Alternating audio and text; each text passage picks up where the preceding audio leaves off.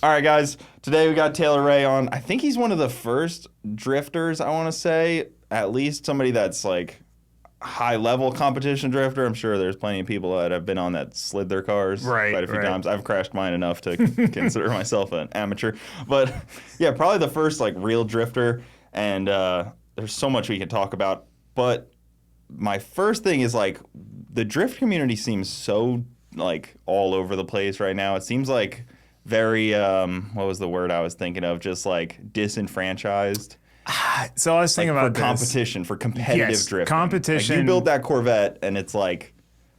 Yeah, I don't have any, like, I really don't have any play. I was thinking about this on the way down here. So it's kind of an interesting time in drifting because like I've been drifting since 2010, 2011. And it's like, for me, this is like a great time. But like for the people who just started, they don't really know any different. So on the comp side, it kind of sucks because we had a big spike with clutch kickers. And like clutch kickers took off, they had a ton of momentum, and then like all these other series started popping up. And it was the first time where you could go compete with pro guys, pro spec guys, crazy good grassroots guys without having to do the ladder of pro-am, pro spec, pro one, because that's how it normally go. You go to pro-am, I think top 3 get their license. It depends. This last pro-am, I'm not going to name names, but a pro-am that not very good. They said top 3 got licenses, and then at the end of the year, they're like, just kidding, it's only one of you. After all these people competed all year. So they spent all the money, and Pro-Am is the traveling deal where you're in you kind of follow FD circuit. No, that's Pro Spec. Okay. So Pro-Am was more local, which we haven't really had a good one in Florida in a long time. And then if you do good in Pro Spec, then you filter to, or Pro-Am, then you filter to Pro Spec, which used to be Pro 2. Mm-hmm. Now it's Pro Spec, which I have some opinions on that, but... and then Pro Spec is 4 rounds of 8 of the FD. So you're at the FD tracks with FD, and then from there you get to Pro 1.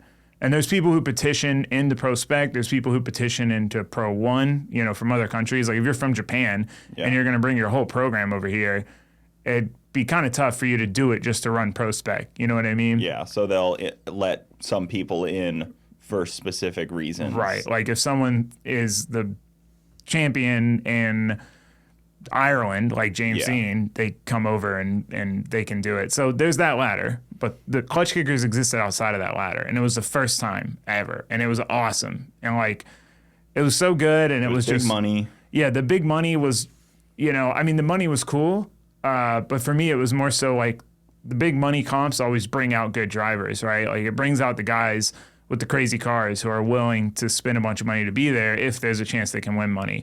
For me, my whole drive was just being able to compete against those guys. So it was great, and it was just growing so fast, and it had gained a lot of respect as like being very challenging. Mm-hmm. And then it just kind of fell off, and then as it fell off, the rest of them did too. Because there had been a bunch that had popped up all over the country, and it was like almost too much too fast, you know? Yep. There's a bunch of 10Ks popping up, then the Riverside 50Ks. But that's weird, like, those popped up alongside of it, but how did they fall off? If clutch, like, you know what I mean? They should have been able to stand on their own 2 feet, right? Which is weird, and that's why I felt disenfranchised all of a sudden, because it was almost like it was really bubbling up, and then...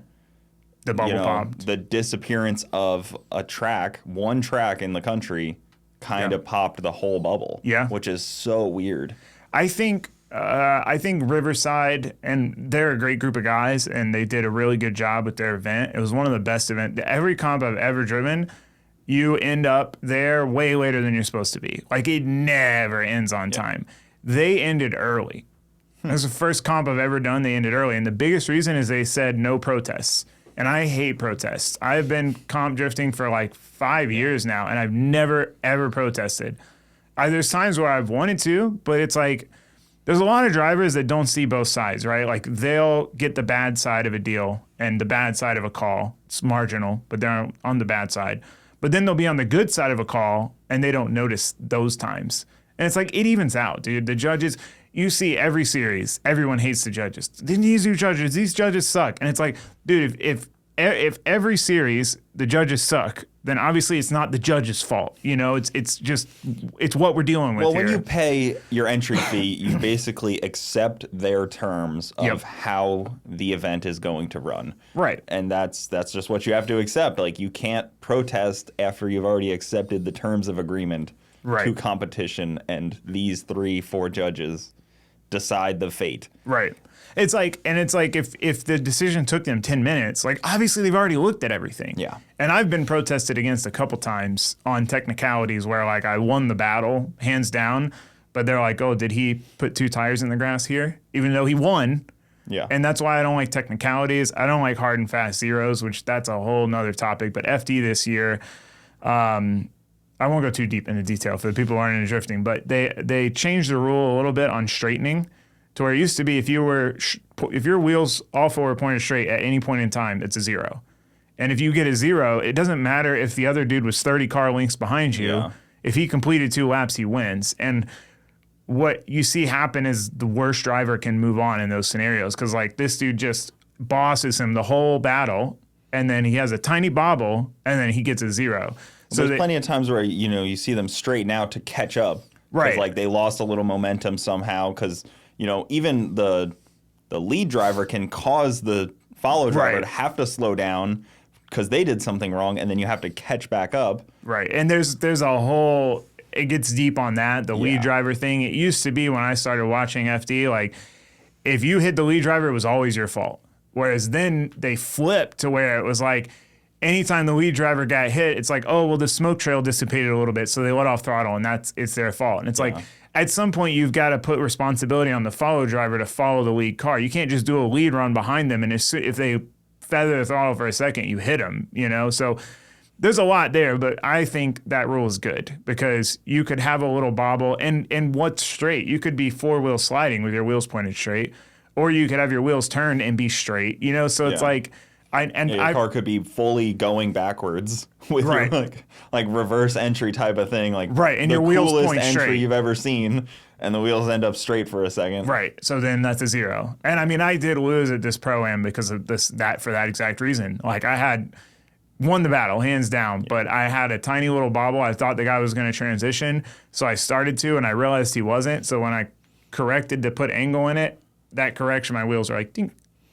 And then I got a 0. I will say, being a judge for any drift event sounds horrible. Horrible. That's why that I sounds don't like the complain. worst job. That is why I don't complain about the judges, because I'm like, that job sucks. Yeah. It is a thankless job.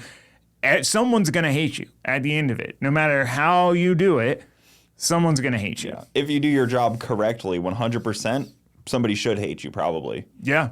Even if you're perfect, you made every call right, someone will likely hate you. Right. Absolutely. There's always going to be someone who feels like disenfranchised by it. And that's always the crutch of any judge sport, unfortunately. I know. And I didn't want to comp drift for a long time because of that. And I just kind of fell into it. Like I didn't really mean to start competing. It just kind of happened. And I don't know. I have a love-hate with it.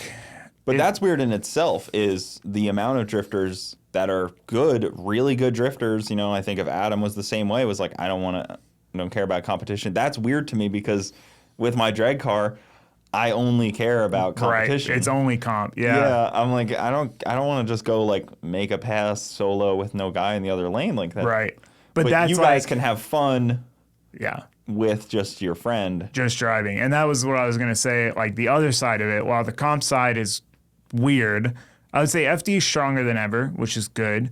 And they're doing a really good job. But the fun side is like crazier than it's ever been, because we have Drift Week, which not that I'm taking credit for it because it wasn't an original idea, but I was watching Roadkill at the time. I was like going back through watching the old episodes, and I came across one where they did Hot Rod Drag Week.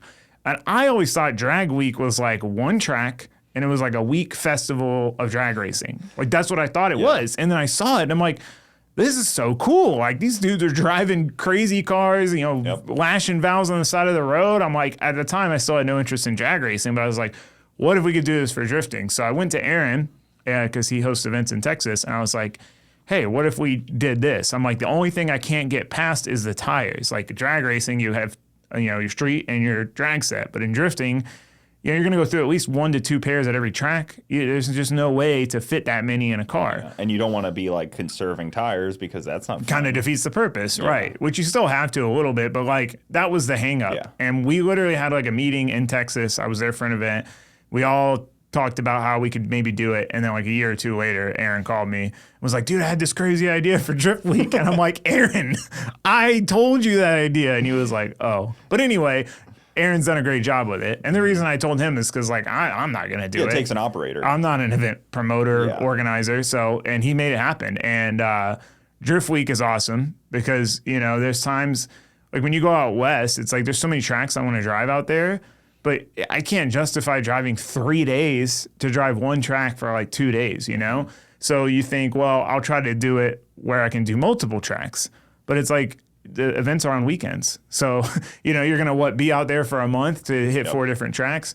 So that's what's cool about Drift Week. And it is very different than Drag Week in that respect that there's no competition. It's just about being able to drive a bunch of different tracks back to back and have that, you know, experience of street driving. The completing it is like the badge of honor. Right. Like your car made it to the end is, I would assume, is probably a big part of the badge of honor. There's probably a lot of work on these cars in between broken trans, diffs, whatever there is, I'm sure. And that's kind of the fun. Like they always say on drag and drives, it's like the most difficult vacation you'll ever have. Right. And then the day it's over, you're like, oh shit, I want to do it again. I want to go back. Like I'm ready. Right. If your car's still running. Yeah, it's like the challenge of it, which I took the easy way out and got a newer car. So it's been good and simple. But there's really no easy way though. That's true. And I did put a lot of work in on the front end to make sure the car works. And the first trip I had some like teething issues because I literally built the car and the first time I drifted it was in Arizona. Like I shipped it to Arizona, I had never even drifted it. We had to retime it in Arizona and then start the trip. A BMW. Yeah. It's not an LS. No, it was not an enjoyable experience. But we got it done and it worked the rest of the trip. And then I fixed like the little odds and ends, really just for like street comfortability. And then the last trip, I don't think I touched it. But Drift Week's really cool. So that's a new thing. Do they stay off the highways on that deal? Because like that's a big part on drag and drives is like you don't go highways. You see like everything is like back roads, places. Like even when we do it in Florida, it's like I've never seen roads you would never drive down otherwise. Yeah, like I've never been back here. I don't know what I told Aaron to do that. I was like, hey, you should make like, I know you got your hands full. You should make a route with like checkpoints. A, it gives people like something to do. Like, oh, I got the picture at the checkpoint. B, it gives people a route to follow. Yeah. But he doesn't. We don't do that. So it takes time. It takes work and like growth. And yeah, I mean, we just did number 8. Wow. Because he does 2 a year. That's actually. But he's only doing 1 this year. But yeah, so Drift Week's good. That's a new thing ish. I mean, it's a few years old now, but. Like, if you told me 5 years ago that was going to be a thing, I'd be like, no way. And then the other really cool thing that's happening is, like, the toge drifting. I just did one in West Virginia last weekend. So, basically, Drift Indy started working with Backroads of Appalachia, and there's a guy in West Virginia, Mark Maynard. He's like a senator or something. I can't remember. Congressman. He's some sort of guy in politics. And he passed a bill that was like, let's make this bill to where we can use our public roads for like racing events, the roads that taxes pay for, bring people to our state, all that. So anyway, there was a lot of cogs to make it happen, but we literally got to drift down a legit mountain road. That's cool. It's somebody like the bottom of the hill, there's somebody's house and they had a birthday party going on. They're just hanging out while drift cars are gridding up in front of their house and then ripping up the mountain, and like if you told me 5 years ago that was going to be a thing, I wouldn't have believed you. So in a lot of ways, it's like peak, like drifting is really the best it's ever been. Seat time cars are affordable. Like that's a big thing. When I started drifting, you had to have a swapped car. It's like you get a 240, it makes 130 horsepower. You got to swap it. So it's like every car was built and swapped. There's punch in the air right now. Yeah. I mean, I drifted a KA one, but then I put RB20 in it, Yeah. But that was, Zs were still expensive. Like if you show up at the track then with the Z, you were like the rich guy. I think they're expensive again. Yeah, they have gotten there. Kind of. But it's like back then a Z was like 15 grand. Yeah. And a 240 was like 2 grand, and then an SR was $1,500. So it's now they've flipped. Swapped. Yeah. And that's what's funny is like I hear people say like, oh, like drifting sucks now because, you know, Adam LZ made it to where everyone wants a kit and a built car. And I'm like, dude, that's how it was back then. Now, at least at OSW, 75, 80% of the cars are stock Zs, E46s, E36s, Corvettes. Mm-hmm. And that's the way, you know, like if you want to just go drive, the closer, it took me a long time and becoming an adult to realize this, but the closer to stock something is, generally the more reliable it is. Yes. And we have a hard time believing that. Leave the engine and drivetrain stock and... Right. The suspension, that's the fine. rest of it can, yeah, exactly. 100%. But the computer, you know, the electronics, the engine, sealing, don't touch it, don't open it. Yes. Literally all of that stock is the most reliable it's ever going to get. More you modify it, because you think a modified part, if you put this part on your car, like some dude maybe has $2,000 in engineering to make that part and then makes that part.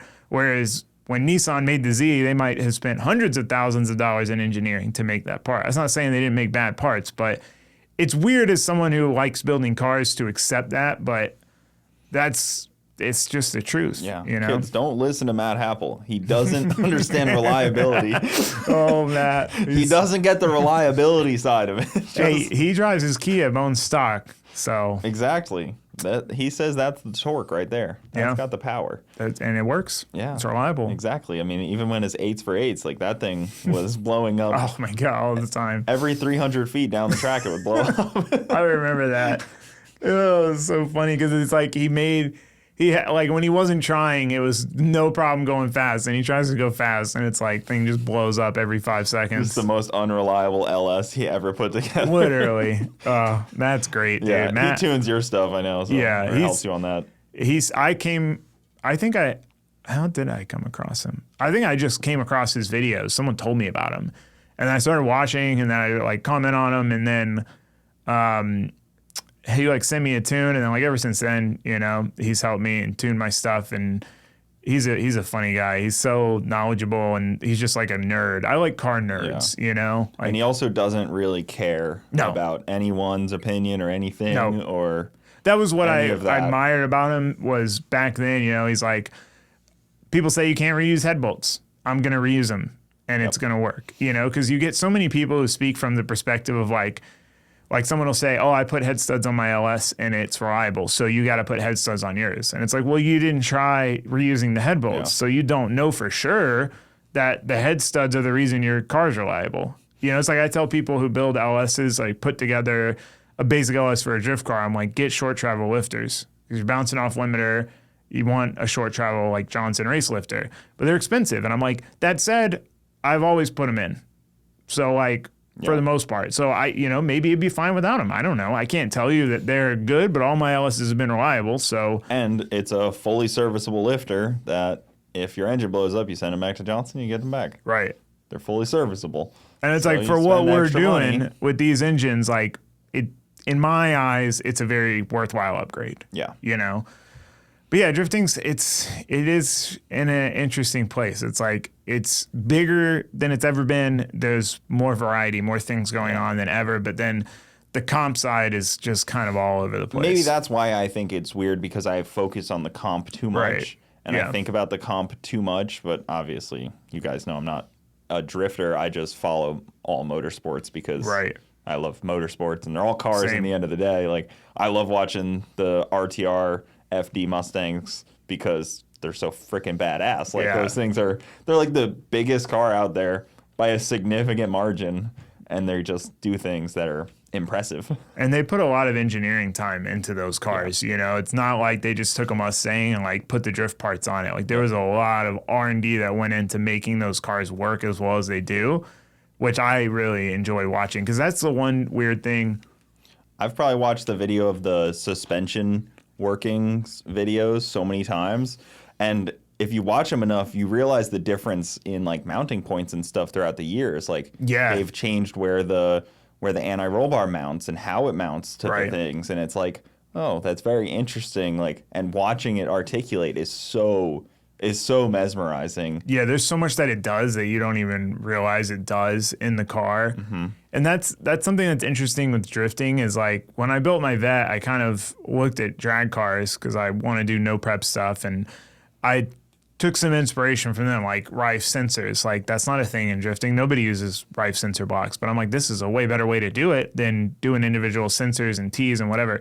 So like that, the Clearview oil filter thing, nobody had those on a drift car. And I'm like, why don't we have these? This makes so much sense. You know, just little small things. But it made me think about it, and it's like drifting right now is like drag racing was probably like in the 70s.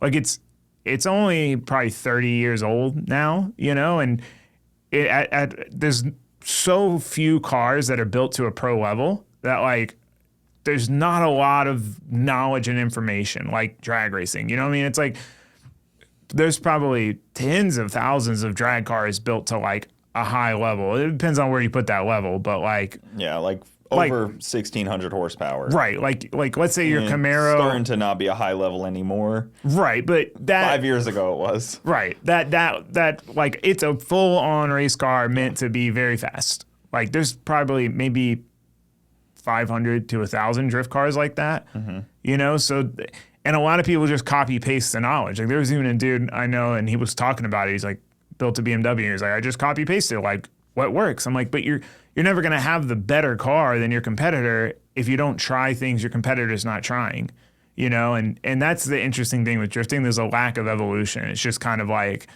copy, paste, which for me, like the building car side of me, like that's kind of boring, which is why I like the drag racing stuff. Cause it's like, there's always evolution and, you know, there's always the new top dog of power plant combinations. There's a clear metric also of it got better. That helps a lot. You made a change and it clearly got better or it clearly didn't. Like the slip is like tells all. Yeah, that is the tough thing with drifting because like I've been doing it a long time and I still am like I can make a pretty big change and I'm like I don't know. Yeah. I think it felt better. Like it's hard to tell. And there's people who will tell you like, oh, my car feels weird. And then they'll go and it's like an 1/8 inch of toe out or something. And you're like, dude, you're not feeling an 1/8 inch. My Miata, after I won clutch kickers, I checked the alignment.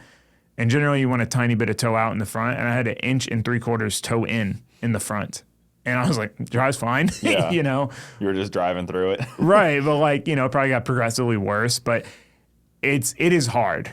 And there's so much conflicting information. And with drag racing, it's like, if this guy says this kind of converter works better, and then everyone with that converter is slower than the person with this guy's converter that he says this one works better, you have a proof point to say, like, this guy obviously knows what he's talking about, and this guy doesn't. With drifting, you'll have two people with two totally conflicting opinions, and they're both successful. So you're like, who do I listen to? But it's one of them is right and one of them is wrong, but there's not really any way to tell because the driver makes up so much of it.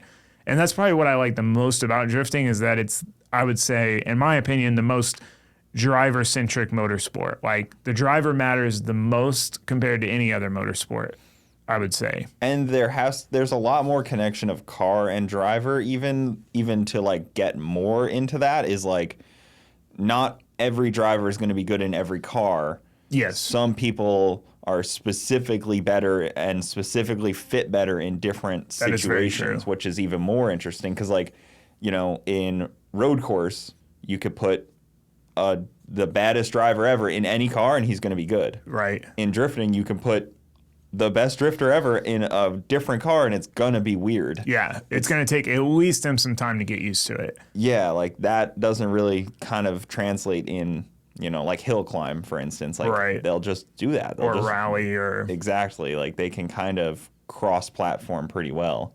But even chassis and drifting seems like they get lost when you put drivers in different chassis sometimes. Yeah, no, it's like you can drive one car. I mean, like, I brought my Miata out for the first time in a year, and it is so much less car than my Vet in every metric. Like, the Vet is a better car in every single way, but, like, having driven that Miata for a year, I drove it 2 laps a year prior, and then before that was like 6 months, so a long time.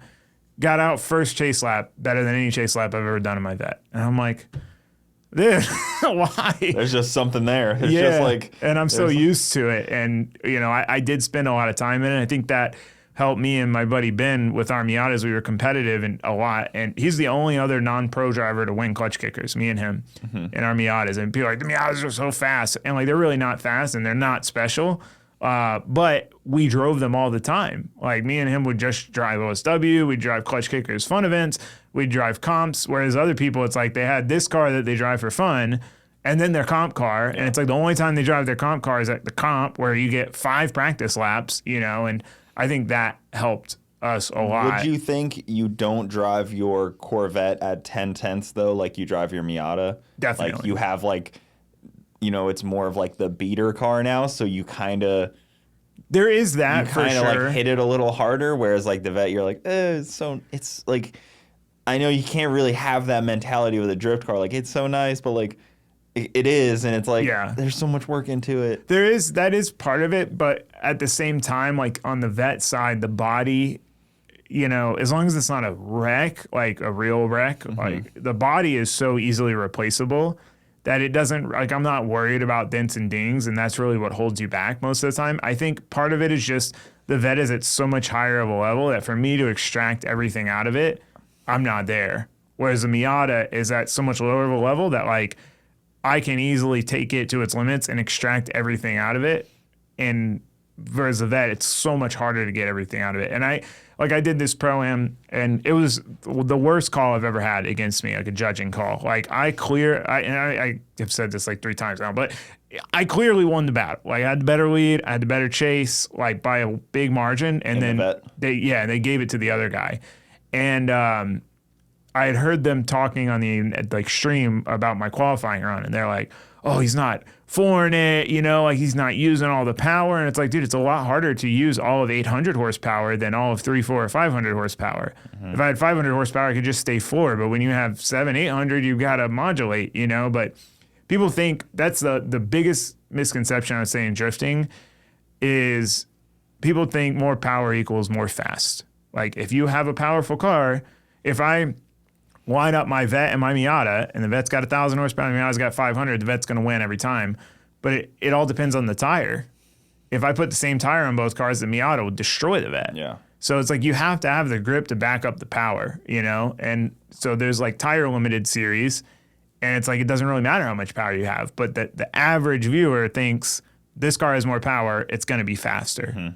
You know, so that's a weird one. And that's one thing that sucks about the Vet is like the Miata was always the underdog, you know, which I didn't even necessarily like being the underdog, but, you know, because people would make excuse. Like if I had a close battle with someone with 1,000 horsepower pro car, they'd be like, well, you should have won because like you have way less car and it's close. And I'm like, no, that's not how it works. Like if I feel outcarred, I need to build a better car, which I did.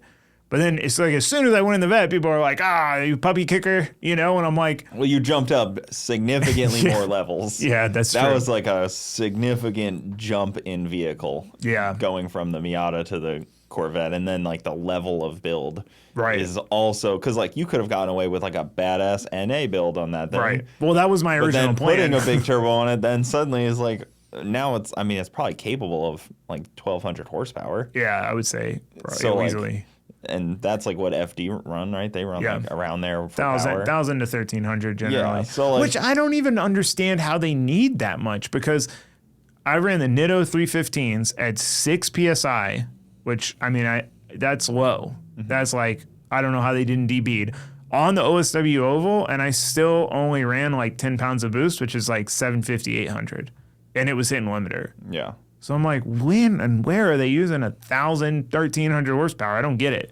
Like you can't put any more grip in your car than that. Yeah, exactly. Like you had as much grip in the car, and if you put any more power into it, it was just going to be on the limit. Yeah, it was just a waste. Like it already had enough power to do everything. Well, you do what like who was it? Jonathan Hurst used to do, and it was just like shooting fireballs the whole time. Yeah. His whole pass, it was just like because that's the only way you hear a turbo LS because they're so quiet, you know. And his would be violent at all times. I haven't heard the new car. I don't know what his combo. I think it's similar. Yeah, he has an exhaust coming out like the top of the trunk, which is interesting because like the rules. It's kind of a gray area in the rules. It just has to go past the rear axle, which that makes it really challenging too. Building a drift car, like when I built my Vet, you know, it's like.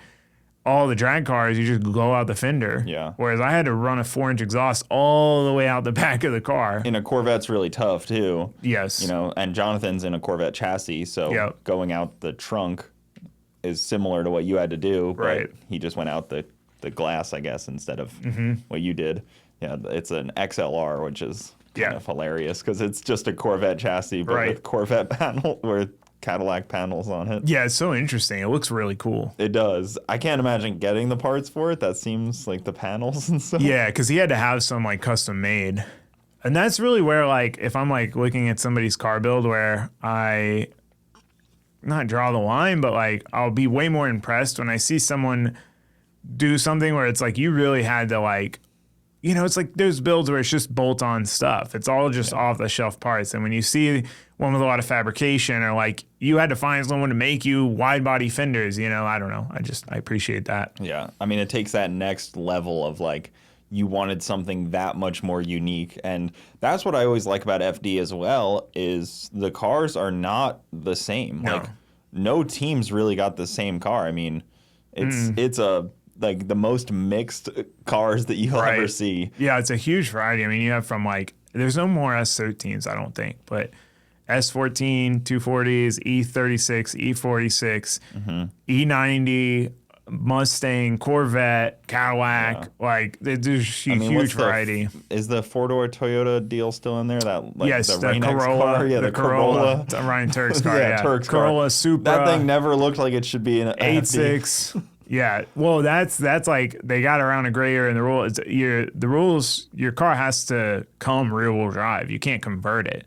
Corollas come front-wheel drive, but like, well, it was a Scion that used to be Osbo's car, which is now Turk's car. But both the Scion and the early Corollas, I think now they come all-wheel drive here, but they came all-wheel drive in some other country, and that's how they got around the rule so to make it converted rear-wheel yeah. drive. You know. But Steph Papadakis, he's smart. He's one of those like nerd guys that like figures out those weird niche things to make things better. He's one of those guys where if you're like around him and he starts talking, you're just like, okay, I'm gonna Let me listen. Yeah, what do you got to sure. say? Come on, tell us. I like those kind of people who have that approach of like, instead of just like more, they're like, how can we refine this? Yeah. How can we take what we have and make it that much better? So I really admire that approach, as opposed to the people who are just like, oh, we don't have enough power with this engine. All right, let's just go buy the most expensive LS or, you know, whatever it is. Yeah. Like in drag racing, it's like, okay, pro-charge Timmy, you know, we're losing races, pro-charge Timmy. I've spent a lot of time around Brett LaSala. His tuner, Joe Spetter, is really, really intelligent, and I've gotten to speak a lot with him, and he talks about things in such fine increments that you're like, oh, of course you can like progress so quickly, but so slowly because you're making such small changes, and like you do something and you like check over everything, like, you know, even with the engine program, like they've gotten that so dialed in over time because they've just like small changes, not just like we changed all the rods and pistons combo and all this and that, and like it's just like these fine incremental improvements that like when they you got zoom the base out, down and then just slowly turned it up. and when from you there. zoom out over like 2 years, you're like, oh wow, that's so impressive, like you guys got there so quickly. It's like, no, it's just like really small incremental changes every pass. Yeah. And I think that's similar to your approach, is like you just kind of keep like ironing out the same deal for long enough, and suddenly it's better than everybody else's because you've just worked at the same thing long enough. Yeah, I get more joy out of that, like fine tuning something as opposed to just like slapping the latest and greatest thing on it. But the problem is for YouTube, that doesn't really work. You know, it's like, to translate it all. You see how like most YouTubers, car YouTubers, like their builds get to like that 95% stage, but it's like going from 95% to 100% takes say 30-40% the time, you know. So but once you get to 95, it's kind of like, okay, like it's finished, it runs, it drives, it did a little bit of what it's meant to do, like I'm done, like the end of the movie, you know. Whereas like I love to go and like try to, you know, iron out like every last detail and make something like perfect, but it's hard to be able to do that with YouTube, because it's not that entertaining. I get it, you know. People want to wanna see. the build. Do they even care that much about the driving? I've always felt they don't, which is crazy. I think but they'd be mad if you didn't use it. Oh, dude, so that's a great. Like if you have to at least drive it once to proof of concept, but then they don't want to watch any more of that. Right, 100%. Well, you know what's infuriating? Well, so it's funny, when I started YouTube, I was like, I got this Miata. It's kind of a long story. We'll have to get into it, like how I met Adam and how I ended up with my Miata. I'm not even a Miata guy. It just like was a deal. You're a Miata guy. I don't know if you know that. I've become a Miata guy. In everybody's mind, you're a Miata I know, guy. but I'm not. I was literally going to buy a 240 and I came across that Miata. So basically, we were going to buy a Miata. Adam wanted to buy a Miata. And basically, my bank, I had Bank of America, and they at the time had teller assist, so you could get money out on the weekends. You could pull like 10 grand out, which was amazing. And they got rid of it, which is annoying because it was awesome for buying cars. When would this era have been for like you and Adam? Like Adam just had like his cream car. No, he didn't even have. No, he would have had that. Okay. So we'll have to backtrack at some point. Just to like know, I guess, where we're at. He had Adam's story. He had his E90, and yours. his white E90, and he had the cream S13. And we were going to buy a Miata, and then it wasn't as nice as we thought it was going to be. Basically, what I was getting at with the bank thing is I had to pull the money out because he couldn't get cash and it was a weekend. Mm-hmm. And it was like all the money I had, of course, but I was like, this guy, I trust him. So anyway, I pulled the money out. We didn't end up buying that car. And we were in Lakeland, and like we started looking. I'm looking for a 240, and I come across this turbo Miata for $3,200. I'm like, this is a pretty good deal. It's got a hard top, coilovers, turbo. Got your cash out. Yeah, the money's here. So I went and bought it, and that's how I ended up with my Miata. But I had to take it apart and like do a clutch and stuff. And I was like, basically in my head, I was like, hopefully people bear with me for this working on it part. Then we'll get to the driving, which is what people are going to want to see. Yeah, like you're rushing through the video. Yeah, it's like, oh, we're going to drive soon, I promise, guys. And then the little did I know that the driving does way worse than the working. And I see so many people now still to this day who like have, whether it's drag racing, drifting, whatever, and they're like, oh, sorry, guys, there's been a lot of build content. We'll get back to the driving soon. I'm like, how have you not figured this out yet? Like the driving is not the most interesting part. And even for me watching, like I would rather watch build stuff than driving stuff for the most part. But that's why I think drag racing is nice for YouTube, because you at least have a metric of like, we tore the car down, we made all these changes, did it go faster? And there's some anticipation, and there's a end game, and there's something to look forward to. Whereas with drifting, it's like I can rebuild my whole Miata, which I'm gonna eventually do because I want to put a NASCAR motor in it and a dog box. But when I take it back out, it's not gonna, like, from the outside perspective, it's not really gonna look that much different driving wise, I'll feel the difference, but like it's hard to translate that on a video for someone to see, like, wow. Well, you probably know in the editing side where you're like trying to edit like a drift day where you're like, this is tough to go through. Yeah. Like I've done like, I think like a road course video or two, and I'm just like, what do I even include? Yeah. The Freedom 500, like I had an in-car video. Those are I'm so like, hard. What do I even include? There's so much footage. Yeah. And there's like so much nothingness too. Yeah, exactly. And I'm like, do people even care about this?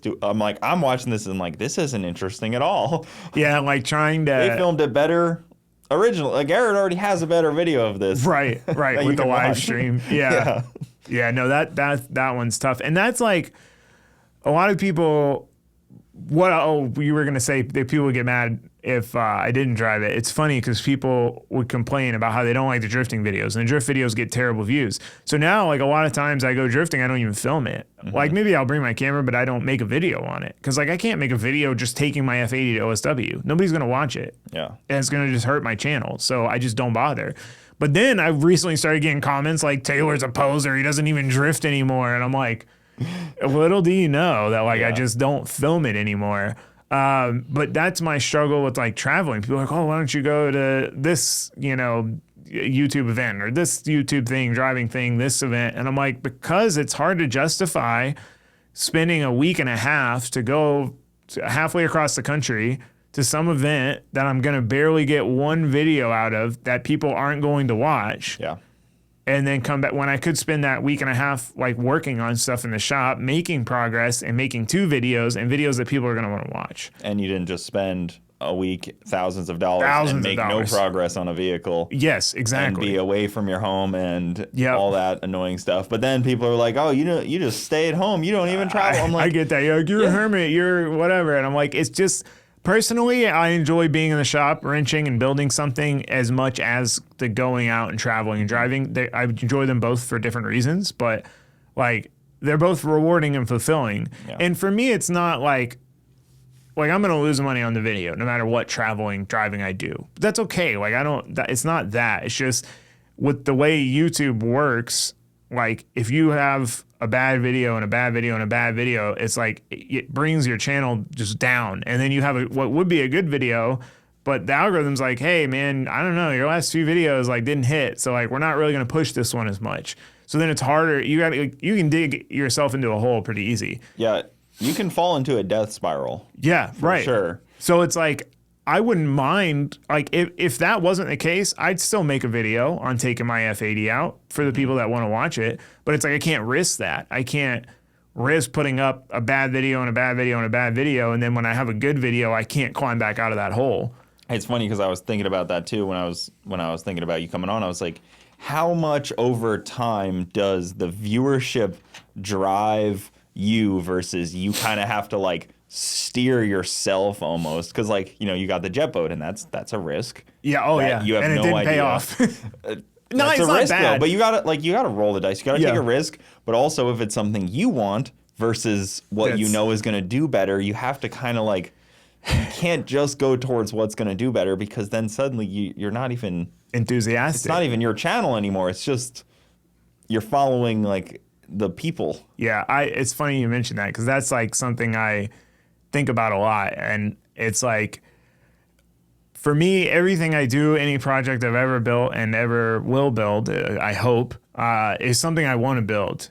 But it's just a matter of like, if I've got 3 cars that I want to build, I got to pick the one that I think would do best because obviously it needs to make sense and it needs to work. Yeah. So in that sense, there's steerage, but I generally just try to do what I want to do. But it is tough because it's like, you could be like, I'm going to do this build. It's going to be sick. And like you line it all up and you spend a bunch of money up front on like the car and the motor and all this stuff. And then it doesn't do well. And it does so bad that you can't even make videos on it because it might tank your channel. So then you've just got to like, you just wasted, so it's tough. And it's like, at this point, what can I even do that's unique-ish, Yeah, I think about that all the time. I'm like, I don't even care about a YouTube build because it's all been done. That's my thing. And like, I'm running out of things that I want to build. And which is weird to say because it used to be a lot of things. But I've kind of X'd every street car off of that list because I got my F80s and like they kind of fill that void where like they're fun to drive, they're enjoyable, but they're super comfortable. Yeah. And so like anytime I go to drive somewhere, I mean, I might sell one of mine, but I just take that because you're not going to drive the 86. Right. No, like, never. oh, wow. Yeah, like I got to go to the In store. what metric is this better? Never. For people looking at me? Yeah, I mean, but then people are going to look at me and I'm like, I don't even want that. Like, That's the only metric it's more interesting is like in a parking lot when you're walking to it. Right. And I'm just like, I'm at the age where like I just don't enjoy driving crappy cars around anymore. Yeah. And like even my turbo truck, like I need to get the AC done on it. I just need a different compressor. But like it's pretty comfortable still, but compared to the F80, it's not. And I still have fun driving the F80 around, and the truck's more likely to break down on me. So it's like the reality of it is I can lie to myself as much as I want and say like, oh, if I get a JZX 100, I'm gonna street drive it, daily it. But the reality is I won't. Yeah. Because I can do that in the F80. I still get to enjoy driving, but it's comfortable. So now I'm like, well, what's the point of building any street car? Like I wanted to build like an NA, EG, Civic hatch, like grip circuit car, street car. Never gonna drive it. Yeah, it's just gonna sit. It's just gonna sit, and I hate having vehicles. And you're just that building sit. it then for like the viewership to watch it, and then that's why honestly, giveaways kind of make sense in some way, just for that. Right. I don't really like them when it's not really for that. When it's not for like this is something I want to build. I don't want it. We'll just give it away after. Right. That's kind of the most authentic way I feel like to do it. And I think that's or if they a YouTube build either ends that way or it burns down on a track. True. And that also is one of the only ends sometimes where people aren't mad at you. That's true. Yeah, I think the giveaway thing, I've thought about this for years now, and I finally just did my first giveaway, well, second, but the one we did ourselves, without dealing with a company. We had a company for the legal stuff, but like before I worked with a merch company, like they did all the fulfillment. So we did the fulfillment this time.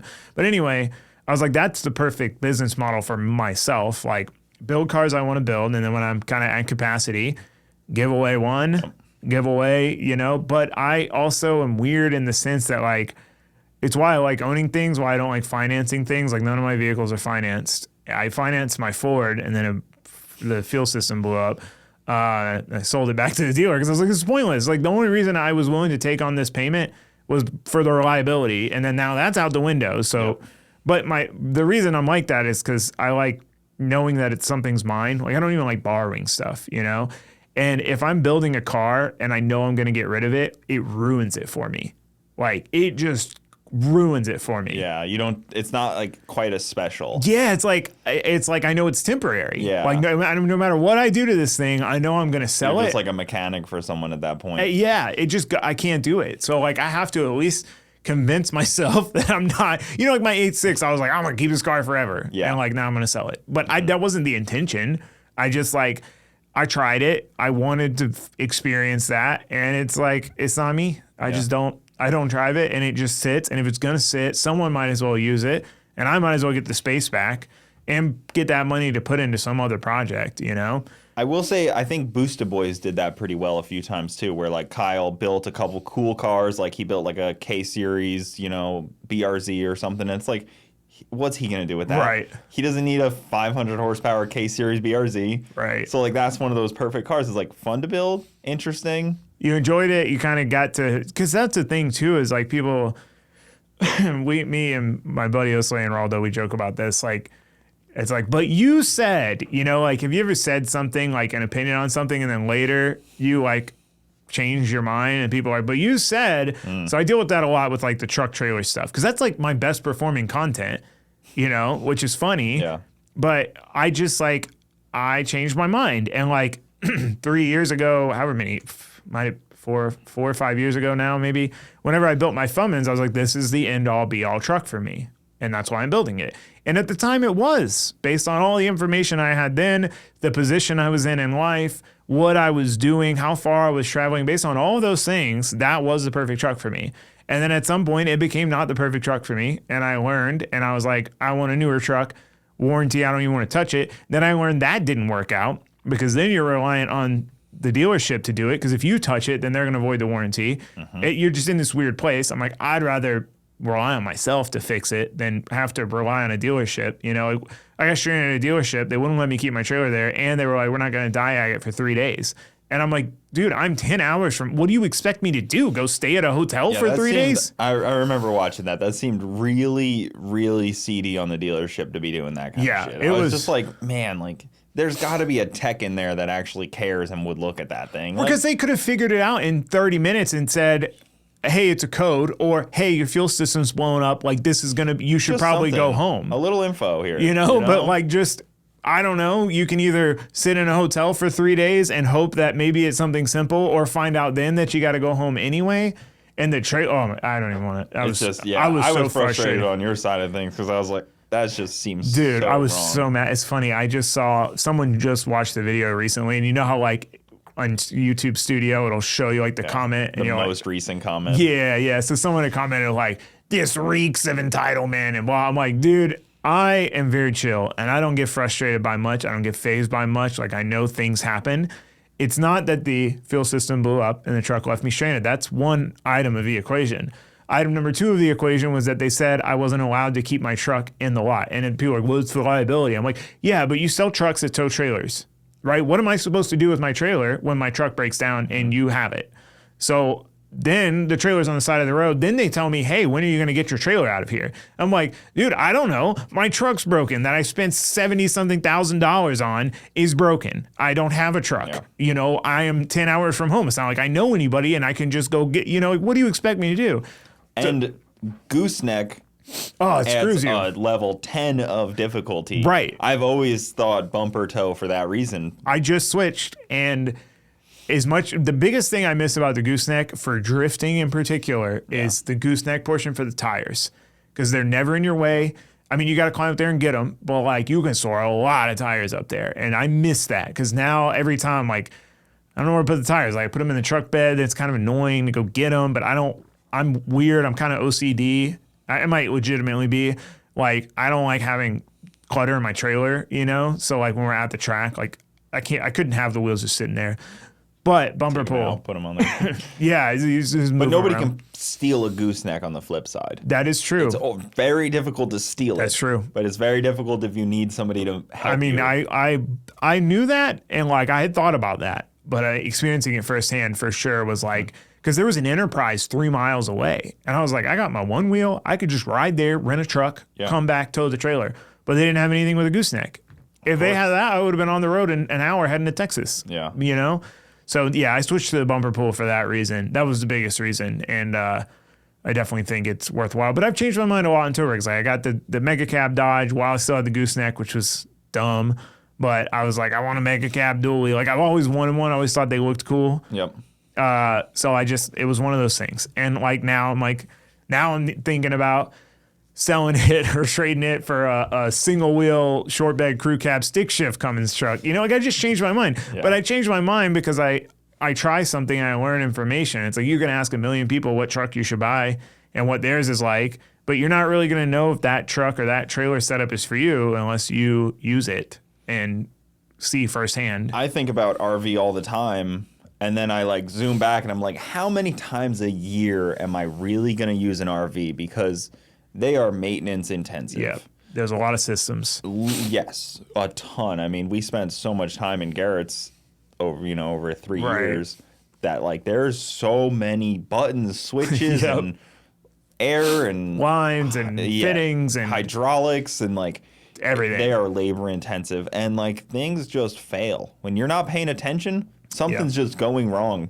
Right now, yours sitting there. Oh, yeah. Something's probably failing and not telling you. You think you're trying to, like a car is built from the ground up to drive on the road. Whereas like an RV, part of it is, the rest of it is house stuff. Yeah. Like house stuff, PVC pipes, PEX pipe, none of this stuff, circuit breaker boxes, none of that stuff was ever meant to rattle its way down the road its whole life, So there is a tricky that. Like my bus is an interesting one. My ideal scenario right now, tow rig trailer wise, would be to get the bus really dialed, like make it really nice, and then phase out my current truck and enclosed trailer, like sell them, and get like just a gas truck for doing regular truck things and a nice little tilt aluminum open trailer. And then that's for like local stuff, or like if I was going to buy a car or whatever, and try to use the bus for everything else.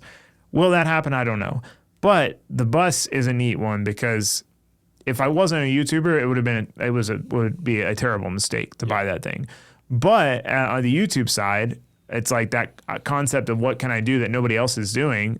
Nobody has a car hauler bus, and I like that. And it goes back to that, like, I thought, okay, people will probably be interested in this, but that's how I was able to justify getting it for myself because I wanted it because I'm interested in it. Yeah. You know what I mean? But it's a project that I really enjoy, probably more than any other project I'm working on at the moment. And it's fortunately a project other people enjoy, and it's something different, Yeah, rarely that project kind of meets. Yeah. Where it's like everybody enjoys Everybody's happy. Yeah. Yeah. The Vet was one of those where, like, before I built the Vet, I was debating building the Vet or a no prep car. And I was like, people are going to crucify me if I build another drift car. They're going to be like, oh, you need to build a drift car, build something else. Blah, blah. And then the Vet actually did really well. And that was a very unique series on YouTube where it was like a very long videos, very like... Right. I don't want to say slow moving, but like detailed, like long drawn out build. Right. Like not drawn out, but like it was an extensive build. Mm-hmm. It's how long a build takes. Right. You didn't draw it out. It's just how long. Oh, a dude, build that was takes. always the worst comment. Be like, you're milking it. I'm like, dude, you really think that I'm not trying my hardest to get this car done? Like, that's how long a car takes to be finished. Good. Well, I consider correctly. There's like the people that would comment that I call them thumbnail viewers. So like, I got the car. and like I tinkered with it, and then it sat for like 3 months before I started building it.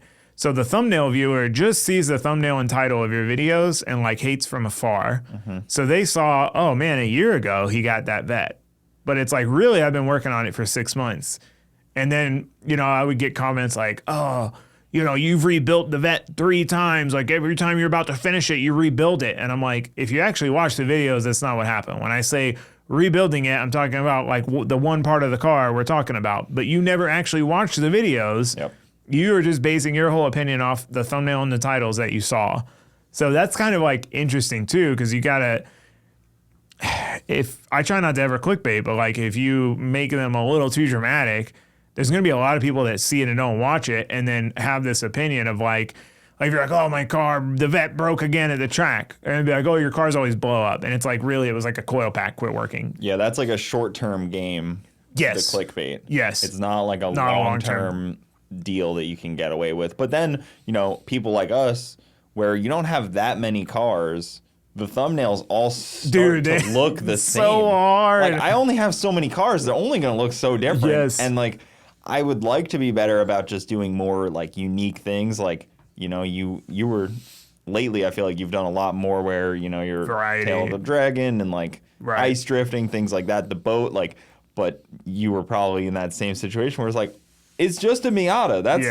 That's all I got. Like, I don't have that many things here. Right. Yeah, no, and it's tough too, because if you hit like a road, if you, you know, I was thinking about this yesterday because I was trying to figure out what project I want to start on next. And it's like, I have a bunch of projects, but like, I'm kind of missing key components for each one. There's not much I can just start on. You know what I mean? Yeah. So I was thinking about that. I'm like, man, it would be nice to just focus on one, like focus on the RX-7 drag car build. Because, you know, I'm trying to remember what all parts I need to order, what companies I need to ask questions to for this car, the property, the bus, like planning events. Like it's just so much. But at the same time, if you're just building one car, if you hit a roadblock with that one car, then you're stuck. You have no content. So it's like there's these weird waves as a car YouTuber, or I'm sure every YouTuber deals with this, where like it's like you're overwhelmed with projects and content, and like there's never enough time to get everything done. And then, at least for me, like I'll get so focused on getting this project done, and I'll get it done, and then I'm like, oh no, what am I working on next? Like I have no idea. Like all I could think about was getting to the end goal here, and I don't even know what I'm gonna make a video on tomorrow. You know. So it's that part's tricky. Yeah, I was hanging out with B is for Build the other day, and like he has more projects than anyone, I think, that are like really cool projects, but like he has so many, they just kind of like mesh into oblivion almost. Right. And he's a unique case where he doesn't use his cars at all, really. He just builds them. Yeah, see, that's weird. I couldn't do that. I'd have to build it. It has to be... I'm too pragmatic, too. Like, things have to be for a purpose, you know? And there is times where I'm like, this thing's purpose, like the 86. It's just, like, to feel cool when I drive it. Not me cool, but, like, it just is a cool feeling car. But that's hard for me. Like, I generally, like, have to build something that is going to do a certain thing. And that's why I'm building it. And then I get the satisfaction out of it doing that thing. If I'm just like building it to build it and it doesn't have to do that thing, then it's like, where is my satisfaction at the end of it? And like, we only have so much storage as well. Yeah, like, that's my problem. I only have so much I'm dry indoor storage.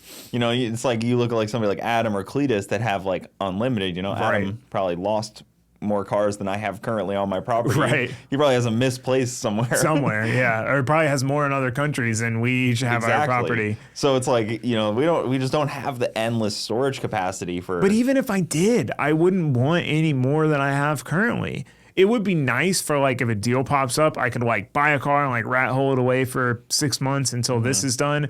But I don't like having vehicles I don't use. Like it just bothers me. I'm like, this is a waste, you know, and I'm not lying to myself and believing that I'm all of a sudden going to become interested in driving this 86. 86 is a great example. This is why that I'm going to be interested in driving it again. I could lie to myself and say, nah, like once it gets cool again and it's nice out, I'm going to go for drives. But I'm not. where am I going to go? Yeah. You know, it's like there's nowhere to drive besides like going to the store. Like, where am I going to drive it? And then if I'm going to the store, I'd rather take my car that like locks easy and like has air conditioning, you know? So I accept that reality and I'm like, okay, it's time to sell this car. Like it doesn't serve a purpose anymore. And it's just going to sit and get worse. I feel like sometimes I kind of sound like a dick when like, you know, one of my friends, like they have a car and I'm like, okay, what do you do with it? Like what, like it's done and like, you know, Right. what do you do with it now? And like, you can kind of sound like a dick saying that, but it's like, Right. It's true. It's like, okay, well, like, what's next step? I drove my Camaro one time to the Freedom Factory when there was an event, and, you know, it's a street car. You could drive it there. It's fine. And Amelia was there, and she was like, oh, I drive this thing all the time. And I'm like, I really don't get any joy out of that. Like, No, it's like, so where boring. are you gonna go? It's, like, cool. It makes 1,600 horsepower, but, like, you're not using that Nope. anywhere. That's a huge part of it. Maybe if you hit like 180, then you can start feeding in that much power. But Right. like, Before that, you're not going to have the it's traction. nothing. Yeah. So I'm like, it's just like, it's boring. Like it's Yeah. maybe just to feel cool, but then that's like the worst reason to drive a car. Yeah. Like if you're just driving your car to feel cool and to be looked at, that's like the least exciting car ownership ever. Right. There is like a certain fun in like driving a race car around on the street. Like you feel like you're getting away with something, but it's like once every few months, that's fun. But it's like you're not going to enjoy that every day, you know? That wears off. That novelty wears off Almost quick. instantly. Yeah, for sure. So like my Miata, it used to be registered. I never drove it. And then I took it off registration and then I registered this Missile E36 I bought. And then I recently just put the Miata back on and I'm like, I'm gonna drive this thing around. And like, I'm not gonna drive it, dude. Where would I? My thing too is I work from home. I don't even like, it's rare that I get a good excuse to drive somewhere. So when I do, I'm like, I want to take the car I want to take the most. You know, I don't want to ruin this drive I get to do today by taking a car that's uncomfortable. I want to take my comfy car that's fun to drive, you know?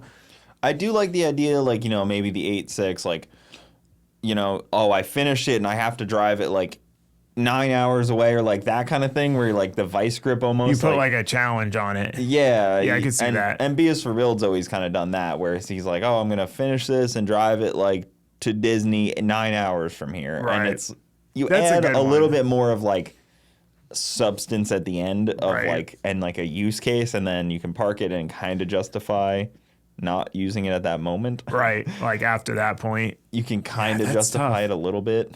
I don't think I'm creative enough to like think of those things. Or of, interested like, enough, maybe even. to yeah, do it. like I'm going to drive this to Tail somewhere. of the Dragon, maybe now. Yeah, I don't know. Like, people would be like, it's boring. yeah, that's the other flip side. Is like, it is boring unless you make it not boring, which is kind of our jobs, unfortunately. Right, yeah. Not unfortunately, but fortunately, as creators, we have to make it interesting. But then, what we find not interesting may be interesting to some people. Yeah, there is that. I think it's something that's helped me is like I do watch YouTube. I'm not like I'm a YouTube in the morning person. I don't like watching YouTube at night. It sounds weird, but like night, good show. Gotta watch a good show. Get sucked in, whatever. But morning, I watch YouTube and I watch a variety of stuff. Like I watch a lot of no prep drag racing stuff.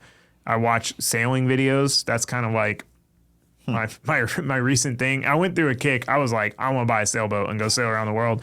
But it was my dad's dream and he never got to do it. And I've always thought it'd be cool. And then I got on a kick and I wanted to do it. And then I kind of like fell off it. And then now I'm watching sailing videos again. But what I was getting at is it's nice to be a viewer sometimes because you kind of understand the perspective of being a viewer. So it's like, let's say there's someone I watch normally almost every morning and then they take 10 days to upload a video. I'm like, dang, dude, you're really screwing up my routine here. Like, it's not that there's not other stuff to watch. There is, but like my routine is these videos and now you're not so I understand that more than just like, why do they care if it takes me 7 days to post my next video, you know? Well, you also like you're watching somebody's directing style and their storytelling style. Yep. And everybody's got a different one. You have a more unique one than a lot of people where you show a lot of you like camera set up, Right. the Bear Grylls style, where you have to like set up the camera and walk to it and then walk Right. back, like Right. that'll like that style. But watching somebody's style is very interesting, and that's how you learn. And it does the change YouTube how style. you make videos too. I was reading a YouTube book one time, and this guy was consulting with somebody on making YouTube videos, and he's like, "Oh, these are the videos I made," and he watched them. He's like, "Have you ever watched a YouTube video?" The guy's like, "No, I don't watch YouTube. What do you mean?" That's and he's funny. like, "Well, I could tell because Right. of the videos, Right. that you don't watch any YouTube." And it's like an interesting. You have to kind of be in the world to You have to know what's understand going what- on. Yeah, I mean that's like I used to watch Casey Neistat like way back, and Yeah. I was like I would always try to make my intros and stuff cinematic. He's like, a great storyteller. that's one what of the I was best. inspired by. I didn't do good at copying the storytelling part or like emulating that, but I did like get into the cinematic edit Yep. montages. And like nobody liked them, and then I kept having to deal with song copyrights, and I was just like, dude, I'm done using songs because you use a song that's royalty free, and then 2 years later, someone uploads that song, puts it in the content ID system, and then claims you, you know, and you're like, I'm just tired of dealing with this, so I stopped using music altogether. I'm like, I'm not doing it anymore. But yeah, no, my style has changed. Like honestly, the person who made my style change the most, I don't even really watch him anymore. But this guy, Andrew Camerata, so he's like, I don't know what he's up to these days. It's been years since I've watched him, but he has like a company doing, let's say, excavation work, like dirt moving, driveways, things like that. But he built himself like a little container castle on his land and like fixed up his land. And he'll buy like used equipment. Like instead of like financing some new equipment for his business, he'll buy some used thing, fix it up. But the way he does videos is like he makes a video buying a side-by-side for using around his property. And it's like a 2-hour video that spans 6 months. And it's like he buys it, fixes some things wrong with it, uses it, breaks it, upgrades it. Like, and what I gathered from that I liked was that there is like a start, a middle, and an end. Like whatever they start on, there's gonna be some sort of end, you know? So like trying to not leave people hanging in the middle of a project. Like obviously a build, like, I mean, I can't not make a video for a year and then be like, here you go, here's one video. Like that would be cool, but I can't Big do roll that. of the dice. Yeah, I can't do that. Some people do it though. Like I know. Wesley Chaplin kind of does that. You know, he kind of does like, here's a finished car. Like the title will be like driving my this, and it's like the whole build. Yeah, that's crazy. And the amount of footage you have to throw out is probably just insane. Insane. Like I can't Yeah. imagine that. You're just And the not time. filming at most times. Yeah, and the time that, you know, you'd either have to do it really fast or like wait a long time between videos. But I appreciated that. And I was like, at the time I was bouncing between like trying to do a video every day, which was terrible for me by myself. Like I don't do enough. I can't get enough done in a day to make a good video. And then like a video every other day. And then I switched to just like, all right, I'm going to set out to do X number of projects. And if it takes me 2 days, that's great. But if it takes me 5, it takes me 5, you know? And like lately I've been like pushing that number up. It's like 3 days minimum, sometimes 4, sometimes 5. So like people don't understand that I spend like a week filming the video. Then it takes me, because it's so much footage, a whole day to edit it. Yep. But And that's a day lost. Yeah. In building. Yeah, like literally yesterday I edited I had started the night before, I put like an hour into it, and then I started yesterday at 10 and I finished at 4. Yeah. But anyway, my logic behind that is like quality over quantity and also long run. So it's like the short videos that are like relevant to the people who watch, like relevant title and thumbnail to the people who have watched your most recent videos work, I would say, probably better in the short term. But in the long run, if some dude sees that video 2 years from now and clicks on it, he's going to be lost. Yeah. He's going to have no clue what's going on because you're only going to know if you saw the last video. And then it's going to be hard to get him to watch it. So my goal is to make videos that are at least stand alone enough to where you could pop in having no idea who I am 2 years from now and like not feel like a waste of time. I think YouTube's a lot changing in that way, I would say, as well, at least automotive YouTube. Right. A lot of people are making more standalone videos that are evergreen because it has to be. I mean, it's a video, like one of your build series videos, probably like a week later is basically just like... Irrelevant. Yeah. But if you build like make one hot, good standalone video, it can do a lot better. And I've heard Mr. Beast talk about that as well, where he's like, it's easier to make one video that gets 1 million views than 10 videos that get 100,000 views each. It's true. And I'm like, that's a But it is a bigger point. gamble, though, because like, course. if it gets 100,000 views, but I err on the longer side, but not to that extreme so much. Just like if I was building the Vet or the RX-7, and I'm like, okay, I want to get like the engine in, motor plates, stuff welded, engine fully mounted, and like turbos mocked up. If it takes me 6 days to do that, it takes me 6 days. Yep. But if I get it done in 2, like, great. Usually if I get it done early, they'll be like, well, I can get more done for them. Like, my goal is always to get the most done that I can in the video. But I'm also by myself, so it's like there's only so much I can do in a day by myself, you know? Mm-hmm. So a lot of work. And then in a build, there's often a lot of backtracking.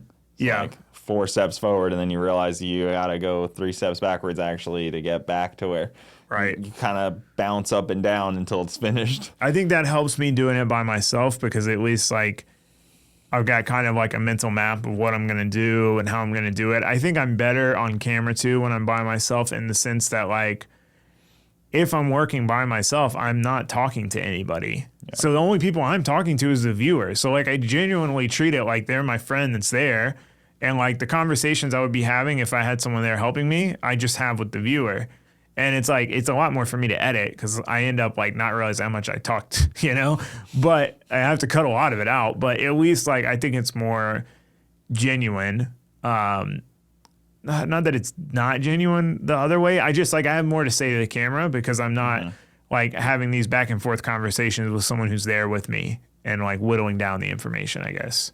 Yeah. It's so tough to do a build solo like that, and like, find that motivation almost every day to be like, I gotta keep making forward progress here. And like, I struggle the most when like I'm not sure what, like if it's either a project on something that I've never done before and I can't think my way through it, or like if I'm not sure where to start. Like I've got the car half done and I'm like, do I want to start on the cooling system? But like I really need this engine piece before I do that. So let me not do that. Let me start here, you know, and that's when I have a hard time getting motivated. But if I'm like, if I left off and I'm halfway through building an exhaust, like no problem. I'll get out there and just straight to work. Cause like I know what I need to do. I don't have to think about it.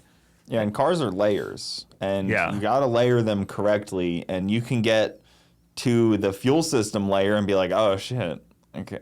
Now my exhaust I really is in the screwed way. up a lot of things. Yeah. Because now there's no really where for like, there's no easy way to access this. And it's like, you know, the layers sometimes, they all have to be done at the same time, but also not at the same time. They all have to be planned at the same time, and you have to know where everything's You have to think 5 steps down the line before you do anything. Like if I put this here, is it going to be in the way of this later on? And that's one thing we did on the Vet. And you know, it's funny because there was some haters along the way of like, oh, you're taking forever to do this build, which it only took like 6 or 7 months, which really is not that bad in my opinion, with competing in the Miata for 3 rounds and fixing it up in those 6 months. But anyway, we got it done.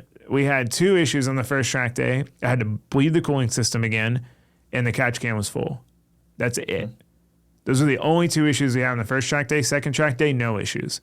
So it's funny because it's like, those haters will push you to rush and be like, you're taking forever, you're milking the build. But then when it blows up or has an issue on its first track day, it's like, you suck at building cars. Like, you need to pay more attention. So it's like, I paid attention and like took my time and thought through every single step. Every time I put anything anywhere, I'm going to put the fuel pressure regulator here.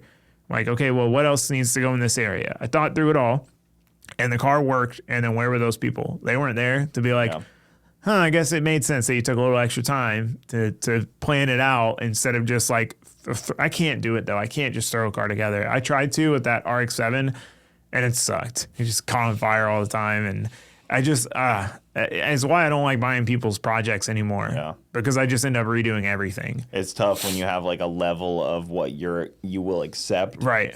And then you're like, I just want to do like a simple, like, because I've wanted to build other cars before too, and like, then I'm like, I could like put together like a drag car with this, that, and then I'm like, but then it needs like all this cage work, and like all this badass suspension stuff, and then it just kind of like spirals nice to wiring. a point where you're just like, That's too much. kind of discouraged myself because There is that like you want it to be at this level, and like if you're not like ready to dedicate that much time to build a car to that level, it's almost like why bother? yeah, why even start? Yeah. Yeah, and there's like I call it like talking yourself down the rabbit hole where it's like you want to do something and then you're like, okay, well if I'm gonna do it, I want to do this as well because like if I'm gonna do it, I might as well do that, and then like you just get so far down that then you're like, well this is too much, and you do none of it. It's like sometimes it's better to do some of it than none of it because you talk, like you'll see people do that with like I did. Here's a good example: the kitchen in my house. It's like my house has never been renovated. It was built in '98. It's got like pink laminate countertops, but it's not that bad. Like it's not like horrible or anything. It's white walls, pink with wood cabinets. It doesn't really bother me that much. But 90s. Yeah, late 90s, But my oven is like in the island and it has like the downdraft vent thingy, like the thing that would normally be like the oven hood where it would suck up the fumes or whatever. It's in the center, which my oven broke, and the only one available that's designed with that middle thingy is $3,500. So if I want to just put another oven in there, it's $3,500 versus basically the same quality oven for $1,000 if I put it somewhere else. But if I put it somewhere else, I got to cut up my kitchen. If I'm going to cut up my kitchen, I might as well do new countertops and repaint it. And if I'm going to repaint it, I might as well take this wall out. And then it's like all of that becomes so much that I'm like, I'm just going to do none of it. So I've just been living without an oven for a year and a half because replacing an oven means renovating my entire kitchen. Yeah. So there is a point where you've got to be like, whoa, how can I do this without going so extreme so that I actually just do it? Yeah. It's like the jet boat thing, buying that jet boat. I've wanted one of those since before Garrett even built his. I saw Wilkie's. I don't remember when or where, but I was like, dude, that's sick. Like that to me is like the ideal boat. Cause like I like some things about jet skis, but I don't like that it's like a sit on a seat handle. Like I'm a steering wheel guy. I think cause I grew up like. You want to drive something, not ride it. Yeah, exactly. So like I like things with steering wheels. I think cause as a kid I had a little dirt bike and stuff, and I always like dreamed of driving a car, so like I get excited to drive a golf cart or something. Yeah. But that's my thing. Like a go-kart was always like peak. Oh yeah, like I was like, dude, if I could just have a go-kart. Yeah, exactly. Not that I was unappreciative of my $50 dirt bike, but like go-kart 4 wheels, like a car was always like right. Yeah. I like to imagine being an adult when I was a kid, which is part of it. So anyway, I wanted one, and then I started looking into them, and then Garrett built, his and James. And I was like, oh man, that's a lot more work. Those are extensive. than I thought it was going to be. And one part that really kind of turned me off was I remember when they were installing the engines, they were talking about the carbon seal and having no idea what that was. They're just like, it has to be super aligned or it can sink your boat. And I heard that when I bought this boat. And then I redid it. These guys basically did it for me. They helped me, this jet boat, this guy Zane. Anyway, after being in there, seeing it all firsthand, like it's really not that complicated. It's just like aligning your pilot bearing on your engine, But in my head, I'm like, that sounds too complicated. Like I don't want to get involved. So anyway, my point is, I wanted one, but I was like, well, if I want one, it's got to be a 300 horsepower rowdy one, and with all the stuff. But then those are $60,000, and I can't spend that much money on a little boat. So then I just didn't do it. The use, because I'm in the same boat. When Garrett was building I talked to the jet boat guy a little bit, and then he started building and I was like, oh no shot. Like, well, that's a huge undertaking for something that doesn't get enough use. Yeah, for me to justify. I've been using mine a lot lately. But I found that one, it was a good deal, and I was like, you know what? Yeah, it's not exactly what I want. I'd rather build it myself and build the different hole and whatever, but like it gets me there. And it's been great. I've had a blast because I wanted another boat for a long time because I live like 5 minutes from the river, from the ramp, So literally yesterday it was like 5 something, and I was like, you know what? I'm gonna take the boat out because I've been working on this cooling system issue. I'm gonna go see if I fixed it. And like literally at 5:30, I just hooked up the trailer. I went down there, put the boat in the water, rode around for a while, like explored, did 360s. Jumped it, chilled on the beach spot, took it apart, worked on it, put it back together, back to the boat ramp, back on the trailer, back home by 7:15. Yeah, that's like a calming experience versus a car. Right, like a car, bit more stressful. You've got to you got to go to the track, you know? So it's like my Miata, I've been having this recurring like ignition or fuel cut issue, and I've changed something and I'm like, that's for sure it, you know? And then I go to the track and I still have the issue. Then I got to wait a month till the next track day. Whereas with the boat, I'm like, okay, this is for sure why the exhaust is getting hot, temperature warning. And I go out, I'm like, no, that wasn't it. Because I can go test it. Yeah. In 2 hours, I can go test it and be back. That is also part of the crutch of drifting is like drag racing every Thursday night, there's test and tune. That's every true. Thursday night without fail, unless it's raining, there is test and tune. Right. At Orlando, at Bradenton. It used to be down in Palm Beach, but unfortunately that's gone. But 2 tracks in Central Florida, Right. There is a Wednesday and Thursday night test and tune. And there's always probably some event on a weekend not far. For the most part, exactly. And even for you guys, if you want to just go test and use your car, it's not just every week. No. You got to either have a private day or, I mean, in some places it is, like in California, Apple Valley Speedway, I think is what it's called now. It used to be, I don't remember what it used to be, Grange. Anyway, you can go Monday through Friday. Yeah. You can just go pay $100 and go drive. Like it's open like a skate park. And I'm like, dang, dude, I wish we had something like that. Like that would be so cool if you could just, any day you wanted to go drive, just go drive. That would help the community a lot. 100%. And I was kind of a little bummed at the Freedom Factory when like they don't have a infrastructure for drifting at the Right. moment. Yeah, And it's tough. It's just like it's just a little sad. I'm like, like I'd love to see like a local drift series of some kind. Yeah, we it's funny because there's like a huge drift scene in Florida and there's a lot of top drivers in Florida. Like a lot of pro guys live in Florida now. And Georgia. Yeah. Like, not far. You know, and we don't have anything. We have literally OSW, which I'm so, and it's like people will talk bad about OSW, like that drive it. And I'm like, dude, be grateful we have something, and they're trying. Like drifting is not that much of a moneymaker, and they're giving us a place to drive. We have consistent events, like you get good seat time. Don't get me wrong, I've driven probably crazier tracks than most of these people complaining. So yeah, it's hard to come back to a skid pad, but I'd rather come back to a skid pad than nothing. I'd rather at least get to go drive a skid pad than nothing at all. Just because I've driven a toge road or a fun track with elevation, like I still enjoy drifting no matter what. And like people will complain, and then it's like if it goes away, then they're gonna be like, oh, it's so sad. It's like, well, it wouldn't have happened if you would just not. I get complaining to push change. Like there are some things that could be changed, but for the most part, they do a good job. But at the same time, that's all we have. Yeah. OSW, and it's like.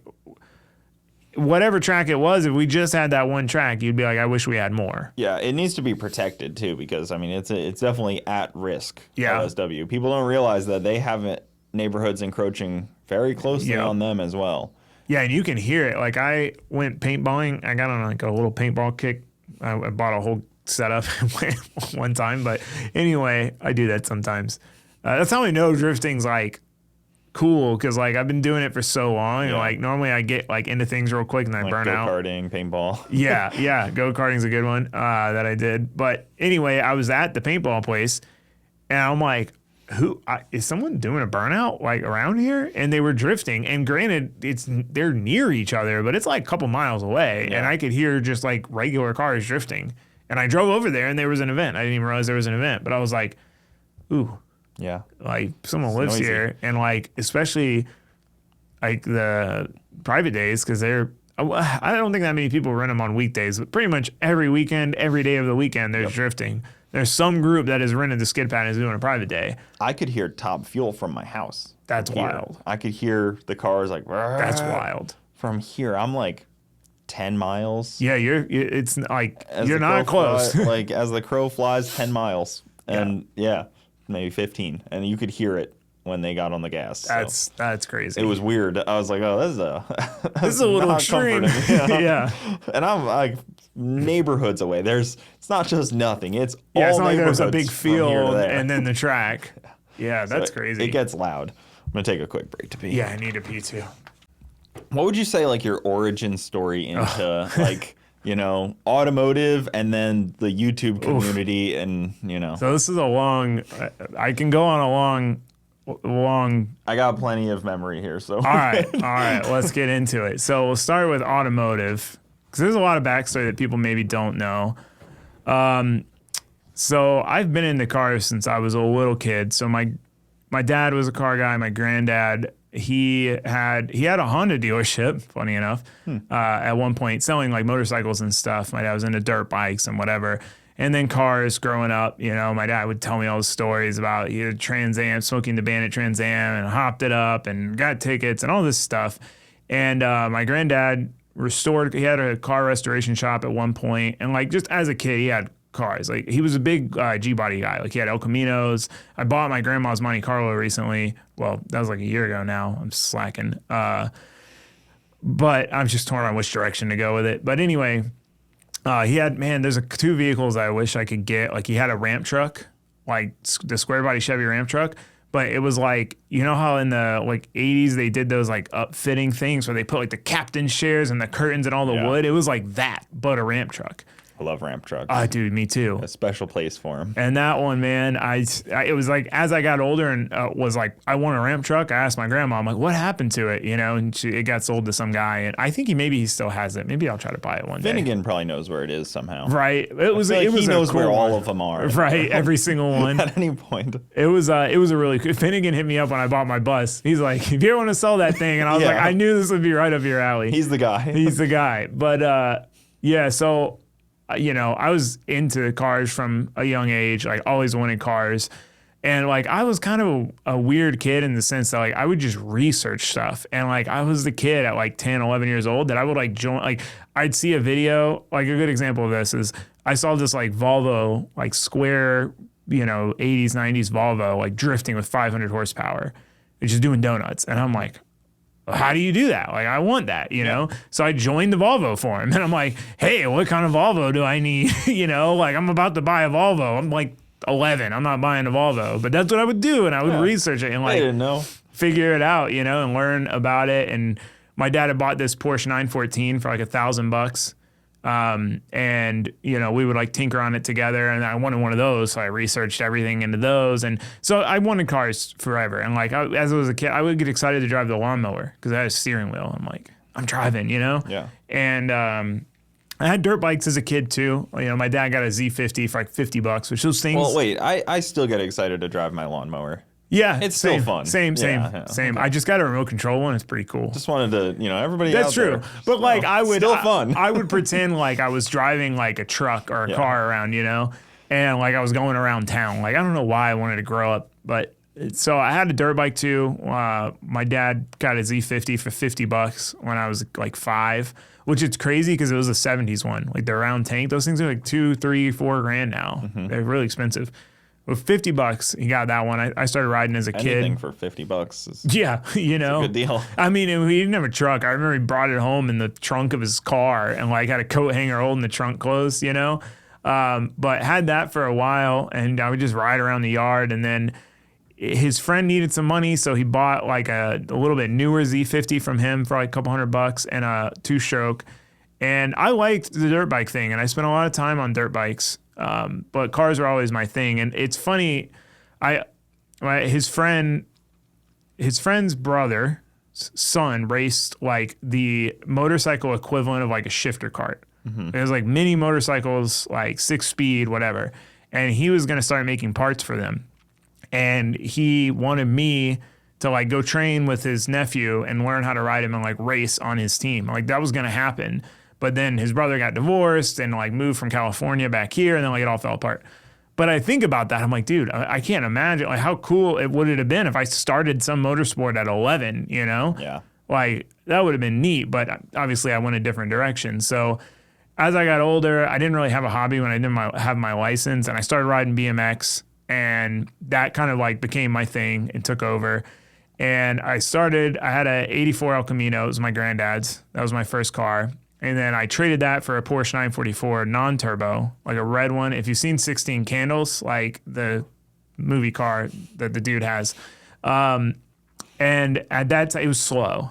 And I was like, man, I just want something fast. And then I kind of gave up on making it fast. Even then, you were like, this thing's slow. Yeah. I mean, they make like 150 horsepower, you but know? I figured because you were so like entry level, you know, going from like an El Camino to that. Yeah, I mean, it probably was like when I had the El Camino, all I wanted was something stick shift. I was like, I just want to. I almost traded it for like a two-door Neon just because I wanted a stick shift. And then this 944 popped up. I got it. My dad went with me on that first trade.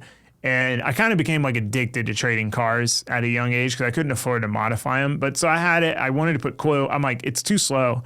I'm just going to slam it. That was the other thing I was kind of like into. I was like, I either want to go fast or I want to have like a slammed car, you know? But coilovers for those cars. BMX of you. Yeah, exactly. Because I was still riding then. So it was like, you know, and the coilovers for those cars, like every other car you could get cheap coilovers for. But those cars, the cheapest coilovers were like $1,600 back then. And I'm working at Steak and Shake making $7.25 an hour. That was my first job. And so I couldn't afford it. Mm-hmm. So I went on the forums and I asked what every person with a non-turbo 944 asks, which is like, how do you turbo it? And the question you get from everybody, or the answer you get from everybody is sell it and buy a turbo one. And like in reality, they are absolutely right. Because the turbo one's got better brakes, better transmission, and heat shields, whatever. And they weren't a crazy amount different money-wise then. Yeah, it was engineered to be. It would have cost you way more to make yours turbo. But there was this one guy who was like, hey, I'm supercharging my NA one. I live in Longwood, which is like close to you, if you want to come check it out. So I went and met up with him. His name was Elliot. And he had like that one. He had a turbo one and whatever. And the day I was going to meet up with him to check out his cars after school, because I was still in high school, my 944, they have like the battery boxes over the ECU. And water collects there and it rusts there. And when it rains heavy, it just drenches the ECU and floods the ECU. So that happened to me like leaving school, which is so funny because I'm like leaving school. I'm just like stuck in one of the lanes leaving school and everyone's like, what's going on? And so I ended up going down there anyway. He loaned me an ECU. I put mine in rice and it fixed it. I had to do that 3 times with that car. I just ECU car won't run, put the ECU in rice, runs. But so we kind of became friends, and he took me for a ride in his turbo one, and it was like the fastest car I'd ever been in at that point. You know, it spun the tires in second, and he was like, "Hon," and then he drifted it, and I still like wasn't interested in drifting. I was just like, I need something fast, like, you know, right now. So I posted my 944 for trade, and couldn't really find anything great, and I ended up trading for a 240, an S13 coupe. Like beige, like honestly nowadays a pretty nice car, but I kind of immediately like had buyer's remorse because it came with like a turbo kit, but it was really like some diesel truck turbo, no manifold, some way too big Need for Speed body kit, like a KA bare block, like because it was still KA. Yeah. And I was just like, oh no, I screwed up. Like my Porsche was so nice and like red, black interior. So I'm looking and I find this 944 turbo for sale. And it's like someone had sanded it to flat blue and then just never painted it. And the dude's like, lists all these things he's done to it. And he's like, we'll trade for anything non-German. Like he was over it. So I hit him up and I'm like, hey, I've got this S13. I like tried to really sell him on it. And he's like, dude, I had one just like it. It got wrecked. Like I want another one. I'm down. And I was like, wow, he's down. And I had just registered it. And what are the chances? I know, right? And I was waiting for the title to come in the mail. Yeah. And to this day now, I always get the titles printed, even though I don't plan on getting rid of stuff. Just because I was like, just anxiety for like a week and a half waiting for the title to come in because I couldn't trade them until it came in. So I tell Elliot about it, and Elliot's like, oh, I wanted to buy that car. And I'm like, no, like, please don't buy it. Like, let him trade me. And he's like, look, I went and looked at it. It's got a factory limited slip diff. He's like, that's really rare. He's like, so I'll make you a deal. I won't try to buy it, but if you get it, you have to try drifting. And I'm like, okay, dude, whatever. Sounds good. In a Porsche. Yeah, because that's what he drifted, you know? And but that's just funny to think. Yeah, that's what I started in. Flat blue Porsche, stock suspension, no angle. And so I did, like the first street spot we went to, I was like, I don't know why he tried to teach me there. It was a bunch of curbs, but I didn't crash it. But I was like trying to learn how to drift, whatever, and then started drifting, and that's how I got into drifting. You know, it was really just total random, you know? You may be one of the only people that got into drifting through a Porsche. Yeah, probably, because he was like the only other guy that drifted. There's one guy like in Iceland, who like drifted like one. You may be the only person that entered drifting through. Yeah, and it was a tough way to enter because like the car, I got that car, And from getting rid of a 240. yeah, I know, that's what's so funny. It's such a weird story. You would think like when you get to the oh, that's how you started drifting. Yeah, you got to the 240. Then it's like, no, actually, it never drifted the 240, I didn't even know 240s drifted then. I just like wanted something fast. The arguably better car. Definitely the better car for it, yeah. And the Porsche was so tough because there was like angle kits weren't even hardly a thing back then. Like cut knuckles was like you're balling if you got cut knuckles. But like, non-working handbrakes, stock suspension, coilovers are expensive. So I'm running like there's pictures of the car like what are like 2 feet of body roll, and I'm like holding on to the center console. The weights all the way in the back. Yeah, so it made it a little tricky. And but yeah, I started drifting it and it was like I wasn't, expecting to like it as much as I did, but I did. But 2 weeks after I bought the car, I went to go do an oil change, and it was like I've never done like my own oil change, like any real project on the car. And I see my friends riding BMX across the street, so I like drive over there. And I'm like, "What's up, guys?" And of course they're like, "Do a burnout." And I was like, "All right, I'll do a burnout." I do a burnout, and then I hear this like grinding noise, and I was like, "Oh, that's weird." So I'm driving home and I keep making it do it. If I floor it, it's like this horrible grinding noise. So I get home, I'm like looking on the forums, I can't find anything conclusive. I go to work, still working at Steak and Shake, and I like leave the light and then I just have no gears, like nothing. First, sixth, fifth, no reverse, nothing. I'm like, oh no. So I get it towed home, drain the fluid, the transmission, transaxle's fine. And what it ended up being is like the torque tube, you have like the spline shaft going both ways, and then you have like a coupler over the top of them, and it stripped the torque tube side. So I had to change the torque tube on a Porsche 944, and I haven't even done an oil change myself. So it took me 2 weeks the first time. And there's a long story with step parents and stuff, but I had to be on my own insurance plan. I had to pay my own insurance from the start. Like I wasn't allowed to be on a family plan, and I wasn't allowed to drive any of my dad's cars. So for 2 weeks in summer, I had to ride my BMX bike to Steak and Shake to work, and then ride it home. And Florida? In Florida. Okay. Yeah. And it's actually kind of right where I live now. And then ride home and work on the car. And I don't know what I was doing for 2 weeks. Because, like, I remember working on it till, like, 3 a.m. every night and then going to work. Because it was summer, so, like, I wasn't going to school.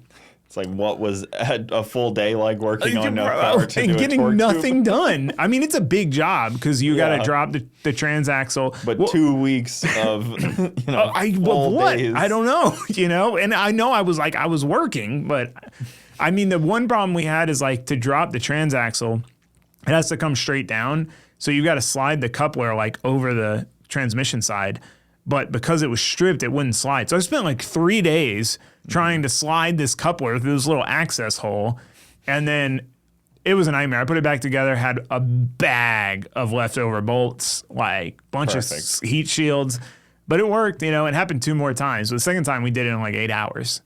But I had no experience, and I had to rip most of the drivetrain out of a car, And that was my introduction to that car. And that car fought me until the day I got rid of it, dude. That car. I was going to high school. I get to school, I park, and then there's this like football kid that I knew, and he's like, "Hey man, I think your car is leaking." And I'm like, "No, dude, I had paid for a senior spot so you could park up front, and you got to paint the spot, but I didn't care. I just wanted a good parking spot because I always got there late. So mine was painted like a Dalmatian from the girl before me." So I was like, he just saw that. Like, he doesn't know cars. And I get out there and, dude, there's a river of oil in front of my car. And I'm like, oh, he was right. Impossible. Yeah. So I get it. My buddy flat tows me home, and I cracked the oil pan. I don't even know when it happened, but it's cast aluminum oil pan. I cracked it. So to change it on all data was like a 20-hour job. And I'm like, not doing that. So I took it to my buddy's dad's shop. He fixed like jet skis and boats. And I left it there, and then I rode my bicycle with like a backpack full of oil, like 6 miles down there. We JB welded the oil pan, and it worked. It held. The rear shock bolt was zip tied in because it had stripped out of the control arm because it's torsion bars in the rear too. So it was a mess, dude. And this guy I knew, he's a BMW guy. He worked at PSI, and it was cool because I used to go over there. My 2 friends worked there and like see these crazy like twin supercharged M6s and stuff. And he stumbled upon this dude trading a turbo E36 sedan, like a really nice car. And he said, we'll trade for a 951, which is a 944 turbo. So I hit the dude up. He's in Virginia. And I made sure to tell him most of the stuff with the car because I'm like, I'm not trying to tow this thing to Virginia. And this dude says no. So, but he was still down. He thought the E36 had a blown head gasket. So I convinced my friend's dad to tow my car up there and so I can trade and tow this car back. Yeah. And dude, the nightmare trip. I think it's why I'm so paranoid about breaking down towing now. Like it was a 24 valve second gen Cummins. And like as soon as we got into Georgia, it started like acting weird where it would like hesitate and you have to like put it in neutral, rev it, it would clear up. And we kept going. And eventually it was getting bad. So we stopped on an off ramp like in North Carolina or something. We got back on the road the next morning and it was acting up. So we're like, we'll go to a parts store and pull the code. So we get off, we go to the parts store, like we stall in an intersection and this National Guards dude like tows us into the parking lot. And then we walk into this gas station and they're like talking about it being a national emergency zone. And like a bunch of tornadoes had come through that night while we were just asleep on the side of the road. So we get back going and saw like the carnage from the tornadoes. It was horrible, dude. Like but by the time we got to Virginia, we were going up like this hill bridge and we had to stop about every mile and brake cleaner the intake, the air filter to get it to fire up and go again. It's dedication. We were committed. I mean, we're already almost there. Yeah. So the dude wasn't even home. We had to like trade with his dad. We get the car and the whole time I'm thinking on the way up there, I'm like, my car works. The car I'm trading for doesn't work. So like worst comes to worst, like I can drive my car home, but not this car I'm getting. Yeah. And we stayed at a hotel and like 2 miles in the next day, same thing. Cause we were like, maybe we'll give it a rest. Like, it'll be fine. And, so we look up repair shop and there's a diesel repair shop like 2 miles away. And we had checked the fuel filter and everything, but there was a strainer for the fuel heater that was clogged. So they fixed that and we did 80 the whole way home. Oh. So it was like literally as soon as we got rid of the car, smooth sailing trip. Yeah. Like that's what I mean. Like it fought us the whole way, dude. It was. But then you got into a BMW. Well, which is also way better though. The funny thing about the BMW, I love the Porsche 944 turbos too. Like it just like for learning how to work on a car, it was a very complicated car to learn how to work on.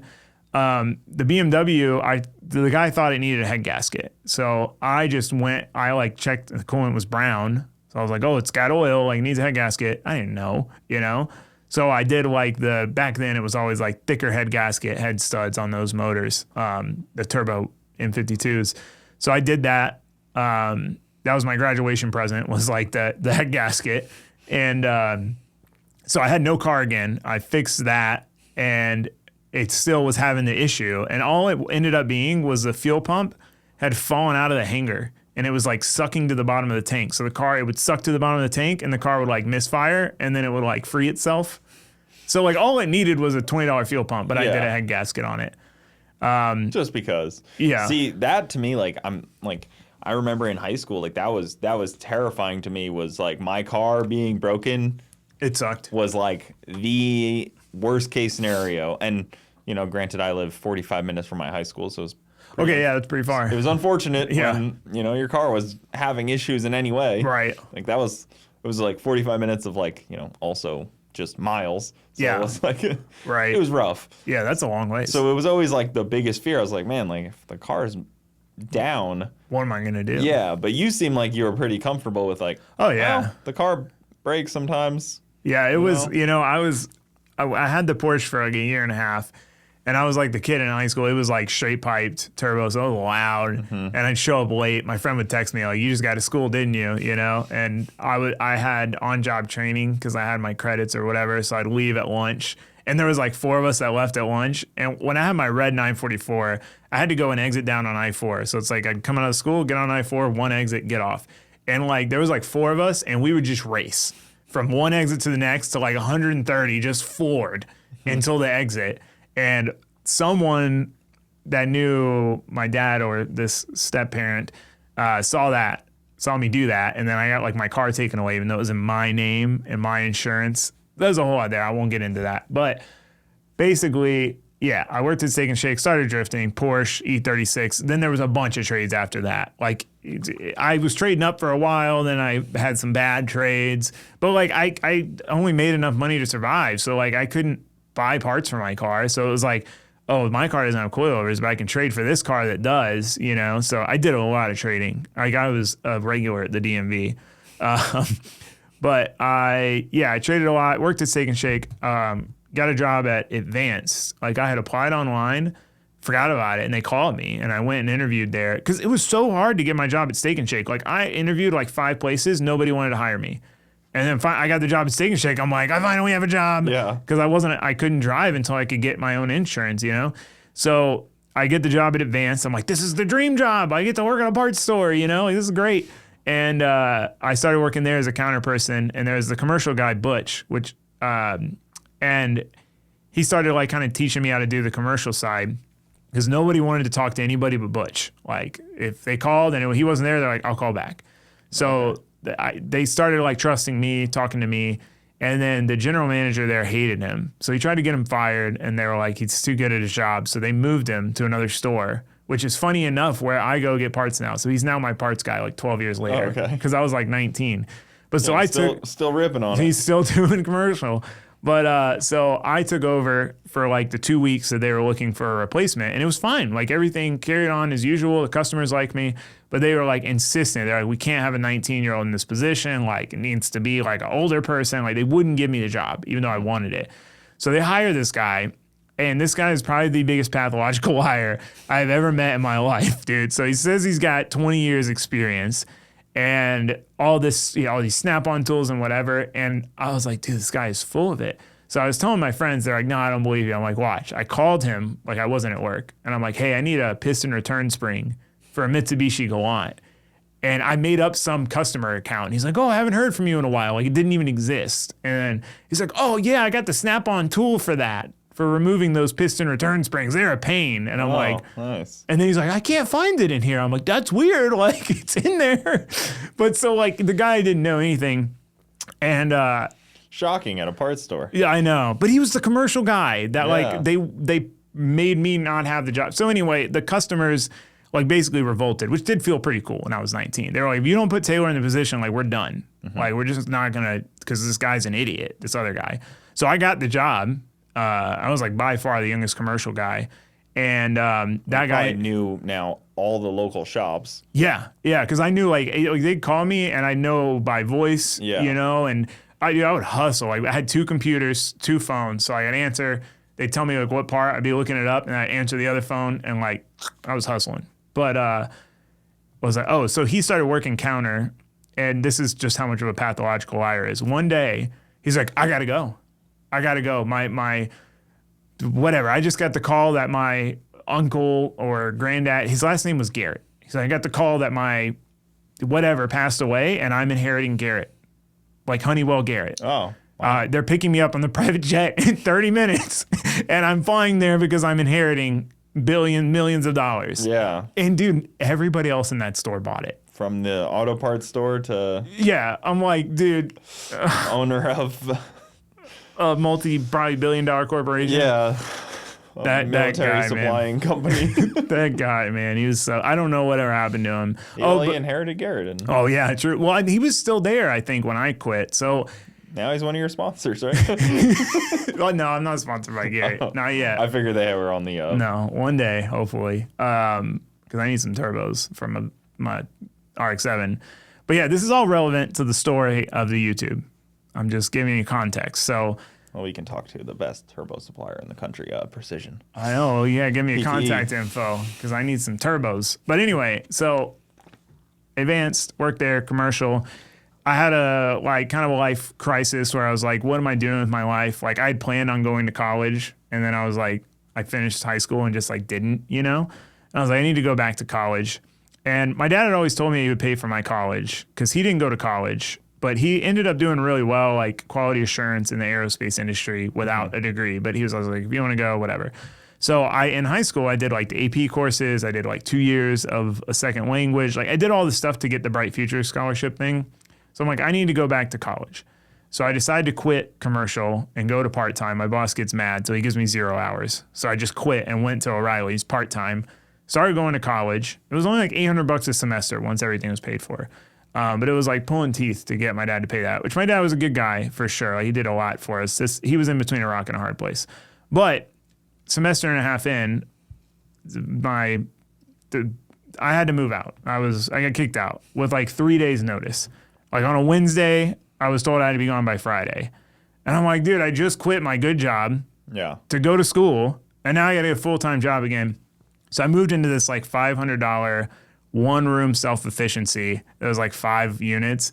Dude, it was so sketchy. Like, my neighbor was like this disabled guy. And then like his sister and her boyfriend were living there. And they were definitely selling his medications next door. Like, it was super sketch. But I needed to find a full-time job. So I found a job at this dealership, this used car dealership. And that was weird, dude. I still am convinced, I don't know if it's still there. It was like some sort of front. Like, either they were shipping cars to Saudi Arabia, something weird was going on. Because it was like, there was like areas you like could not go without a key code or whatever. Like, but like very, like, it was weird. And one day I walked by a room and the dude had like 100 monitors. Like, he was just watching every area of the dealership, and like the main dude was like sketchy. But anyway, I got a job there as a service rider, and this dude trains me, and then the next day he's not there. And I'm like, where's the dude that's training me? They're like, it's you. And I'm like, I had 1 day of training and you want me to be a service rider? I'm like, what? So I was like, difficult ass dealership job. Right? I'm like, I guess I'll just figure it out. So I'm like trying to figure it out as I go. And everybody I talk to, I'm like, how long have you been working here? And they're like, 2 months, a month, 3 months. And I'm like, this is not looking good. Like, everyone who's here is fresh. Mm-hmm. So I had a job opportunity to work construction with a friend of mine. So I ended up taking that job. And it sucked, dude. It was like brutal. Like, I would work, like, I'd get to work at like 5 in the morning and generally get back at like 8 or 9 at night every day, 5 days a week. But it's like, even at Steak and Shake, like, if I do something, I want to be good at it. Like, that's just the way I am. So I wanted to be the best grill cook at Steak and Shake, you know? And like, I wanted to be the best at this construction job. And it was rewarding because like, you're building stuff. But I ended up being like the main person for installs pretty quickly. But I just, like, it sucked. Because there was like the boss, he was all right. There was a guy who did the fab work in the shop because we did these like commercial awnings. Like, we do like the standard ones, like canvas ones, or like big like metal structures, whatever. He was just so annoying. Like, we'd come back from like a 16-hour day and he has a 9 to 5 building stuff in the shop. They're hammered drinking beer and they're like, dude, someone didn't replace the toilet paper roll. And it's like, dude, are you really complaining about that right now? Yeah. Like, we've been gone for 16 hours. So I hated shop it. guys complaining to the installers. Yeah, like about toilet paper in the shop. Like, come on, dude. Or he'd be like, oh, you know, like, no matter how fast you got the job done, it was never fast enough, you know? And it's like, dude, I don't want to be gone for 16 hours. You think I'm like dilly-dallying out there? So I hated the job. And then I'd become friends with Chelsea, and my buddy Grafton, Andrew, who I lived with, was friends with Chelsea. And me, Chelsea, Grafton, Engelman, and David, we all went on a BMX ride in the trails in Ocala. And Chelsea was like, hey, do you like your job? And I'm like, no, dude, I hate my job. And he's like, oh, there's an opening at BC. You know, if you want, I can get you an interview. And I was like, sick, perfect, like, I'm down. So then he hits me up. I go to work. My boss sends us home early, which is unusual, at 2 o'clock. He's like, I want you to leave for Alabama at 2 in the morning tomorrow for like 3 weeks. So Chelsea's like, hey, I can get you an interview next week. And I'm like, I'm going to be in Alabama. And I never quit a job without having another job lined up. But I was like, you know, I got to chance it. So I quit on the spot, which was a mess, but I quit. Because the guy who would install with me didn't have a license. So like, there was no one for you to go. My boss came to my house at 2 in the morning and was like, come on, you're leaving. I'm like, no, dude, I'm not going. Like, I'm done.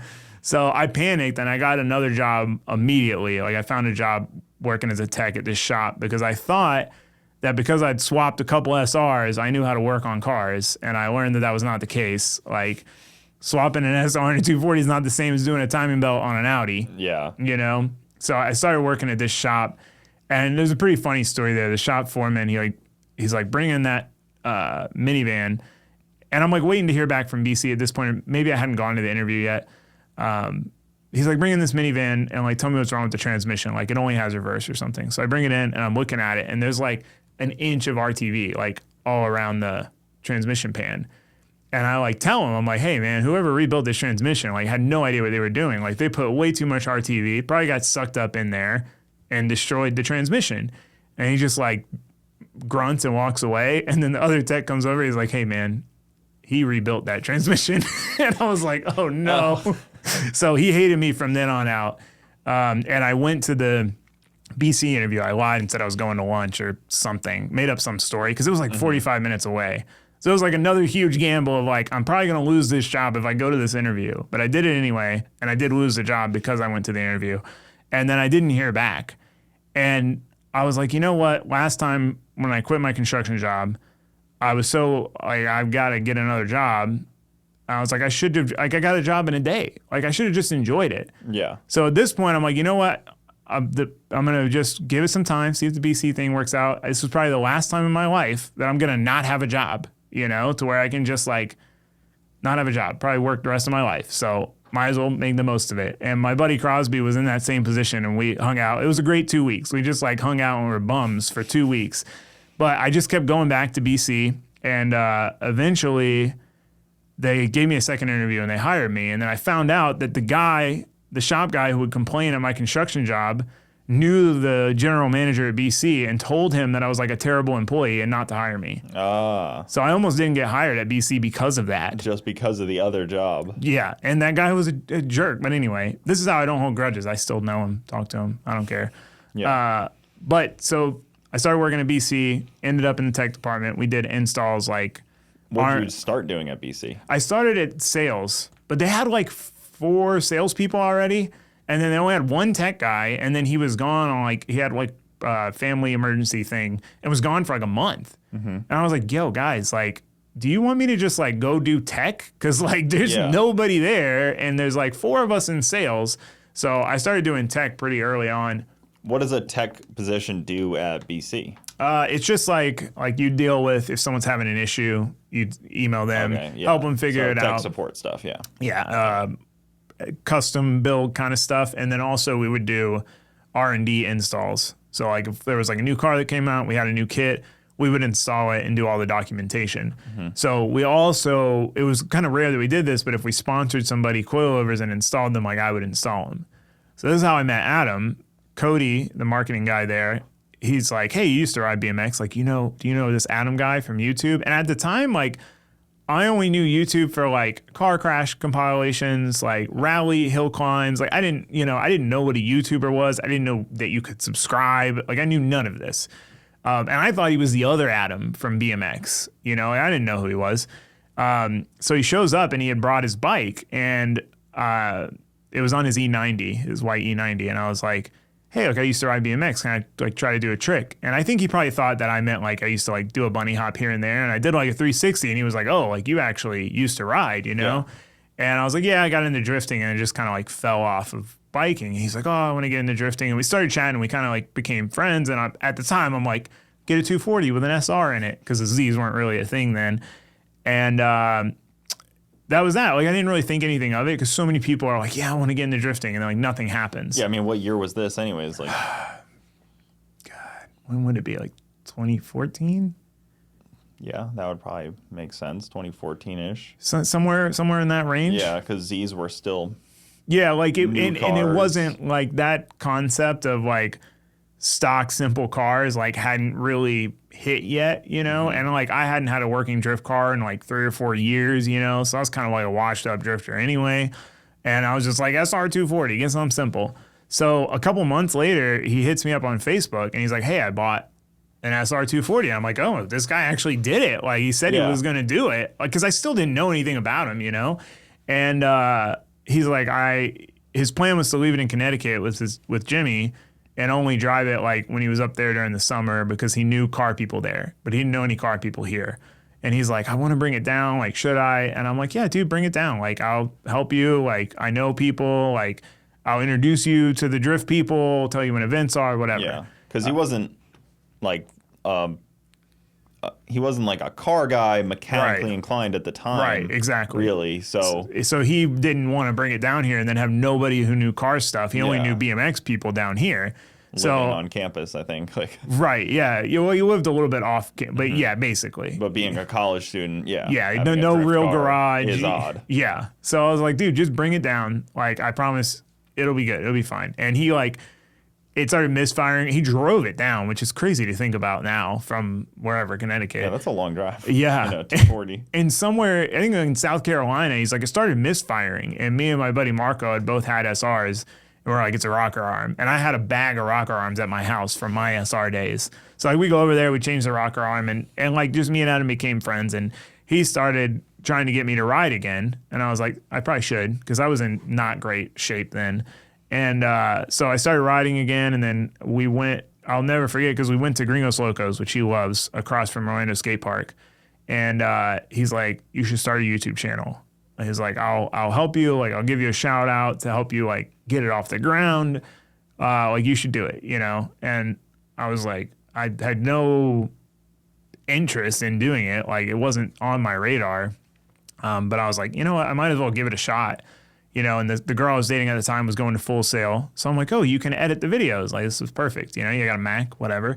So I buy a camera, start making videos. She was taking forever to edit them, like a month to edit a video. So I like spent all my money, bought a little gaming laptop, and started editing them. And that's pretty much the rest is history, I guess. Yeah, and then you started. What cars were you filming at that moment? Like, so that was the Miata. So when I started my channel, I'd filmed like a couple videos. Like, I didn't know what I was gonna film. Originally, it's kind of come full circle. Originally, I was like, oh, I'm gonna film like how-to videos, like how to drift, like how-to stuff. And then once I got going in the early days, I turned into like a vlogger. Because that's like what I was around. And that's what was really big at the time. Right. So like I filmed me going to watch FD Atlanta. I've never in a million years filmed me going to watch an FD event now. But I made 3 videos on each trip, you know? So, but now I'm kind of like almost full circle back to what I envisioned it would be in the beginning, you know? But that's when we did the Miata trip, and I ended up buying that Miata. Mm-hmm. And in that video, he's like, oh, Taylor started a channel. So the Miata started the channel, you know? It was like, I made a video, like starting to work on it, got it together, went to its first drift event. But that car blew up every 2 events for the first 3 motors. And then I found out later, the injector connectors were like, it's like RX-7 injectors. So it's like an EV1 style that someone had butt connected on. And one of the crimps was just like falling apart. So it was like that one injector was losing connection and just melting down that cylinder. So, but I had already like got all the LS stuff together by that point because I was so over it. And who knows how long the turbo motor would have lasted. Yeah, because those things are not bad motors. No, dude, they're pretty strong. Ben had a little 1.6 turbo, and like I've never seen someone have more disregard for the mechanical function of a car. Yeah. Never heard it. Like, you could be pretty hard on those, and I feel like nobody really pushes them that much to where they're just like, they beat on them that much. Right. And putting an LS in a Miata is a tight fit. It's a lot of work. It's not like even like with in my 240, I'm like, this is horrible engine for this chassis. Like, it doesn't fit at all. Headers are the biggest pain ever. Oh, like, yeah. Things just don't fit as well as you dream. The Miata problem is like for pretty much any swap, you need a whole tubular subframe. Mm-hmm. So it's like, that's $2,000 right there before you even get to all the stuff that every other car needs to swap an engine. People think LS is fit in everything, but they are tight in everything. They are. Everything JDM, at least, they're pretty tight fit in there. Yeah. It's definitely unfortunate. But see, that on that note, like, I hate when I see people bring up the like LS Coyote arguments because they're like, oh, Coyote's better. Like, why do people like LS's? And my thing is like, yes and no. There's pros and cons to both. Like, a Coyote is a much, much larger engine physically, at least in the width department. And that's because it has dual overhead cams.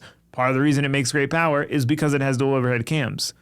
The LS is much smaller because it's a pushrod V8, but obviously it's not going to make pound for pound, liter per liter as much power because it's not going to be as efficient. Yeah. But it's just like such basic concepts that people overlook. They're just like, well, why does nobody swap Coyotes? It's like, because they're huge. Like, it's not because people think they're a bad engine. It's just like, there's no secret that they're a good engine. Yeah. They just don't fit in anything. Right. Besides stuff that a Coyote came in. Right. And maybe a Fox body. Right, which even I imagine it's probably tight in a Fox body.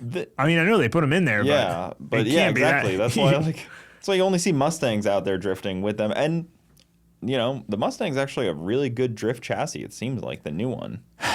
Well, like the newest one, maybe they're okay. The problem, The S550 with the IRS. the 650 seems better. Yeah. The problem with the Mustangs is the steering, because they're electric rack, which like my F80 is electric rack, but BMW must have spent a lot of time coating that rack to where like it feels pretty good. And like steering is everything in a drift car. Like the way the steering feels and reacts. Like you could take the same car. My Miata is a good example. When I first got it done, I was like, man, maybe I made a mistake, because I'm like trying to drift it and it's like wanting to spin out every transition. And I'm like, maybe everyone was right and I shouldn't have put a V8 in this car to drift it, because there wasn't really anyone who had a V8 drift one then. And it was horrible. And then I just kept I blew the motor up, put another motor in it. And I was like, I messed up. Like I just spent all this time building this car and it sucks.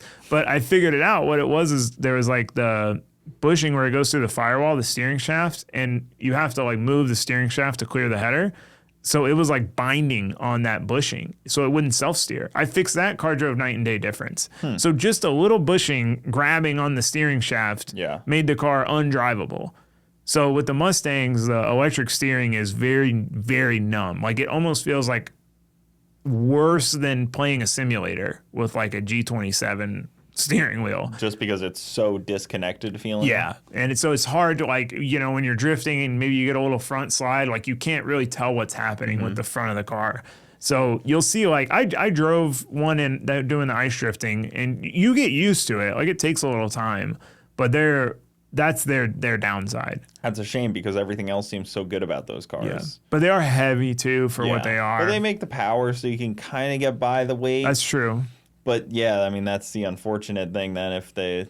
I'm just weird about like, I don't mind reasonably heavy cars if it's 4-door, but like heavy 2-doors, like I just have no interest in any heavy 2-door. Everything's heavy now though, I'm sure. Oh yeah, for sure. Everything new is like 4,000 pounds plus. Yeah. I'm like, how? Where's all the weight hidden? Right. Well, how did you do this? But it's like, if it's 4,000 pounds 4-door, I'm like, okay. Yeah. But if it's 4,000 pounds 2-door, I'm like, that's not cool. I don't know why. It's just a personal thing. It's stupid. No, I mean, the weight is very frustrating, because you're going to rip through tires no matter what. Yeah. Like I look at Chelsea's Fox body and I'm like, that seems really cool. Yeah, weight is like, low weight is great, because like you need less power, it's less stress on your driveline, you need less tire, it wears the tires less, it does everything less. Yeah. You know? And that's where it's tricky with like where drifting is now, where comp drifting is heading, back to where we started this, is a lot of like tire rule events. So like, let's say 265 max size tire, or 235 is getting pretty popular as like a whole series in and of itself.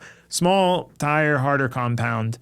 And as a whole, I think that's great, because the tire is the limiting factor always. I mean, it's like you could take your car and go put it on, you know, a 300 treadwear summer tire on a 18, and it's not going to, you could use 400 horsepower maybe, you know? Yeah, for a little while they did a hard tire race. Right. Like, and that's anything on a hard tire. Right, because it doesn't matter. Doesn't matter if it's a Pro Mod on a hard tire, it doesn't matter. Right, because the tire is what's going to limit you. Yeah. You know, so that's kind of how it's going in drifting, which is great. But for me, I built the exact wrong car for that, because my car's like kind of the Vet's kind of heavy. Like, if you were building a car for that, like Chelsea's Fox is like what you'd want to do, like the lightest car possible. Because the lighter the car is, the less tire you need. Not a huge amount of power to make it move, and power. Yeah. But mainly in that scenario, it would be, you know, if you have a 2,000 pound car and a 265 versus a 3,000 pound car and a 265, the 2,000 pound car is going to be way faster.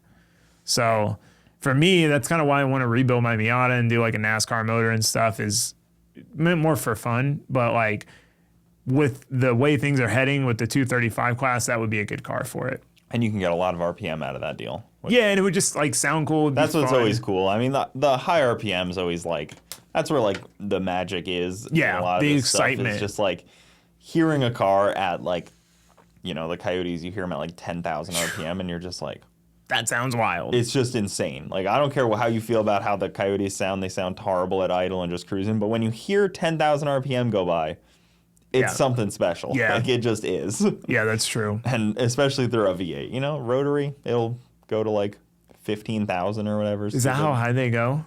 Yeah, I'm pretty sure Mike Vargas turned some of those to like I've always wondered that. Like, 12, I'm not 13. I really think rotaries are cool, but like I am so disinterested in having to learn that like I don't like I force myself to not enjoy them. Like I see a rotary, I'm like, nah, because I'm like, I don't want to want it. Because if I want it, then I got to learn about it and deal with the problem. I don't want to.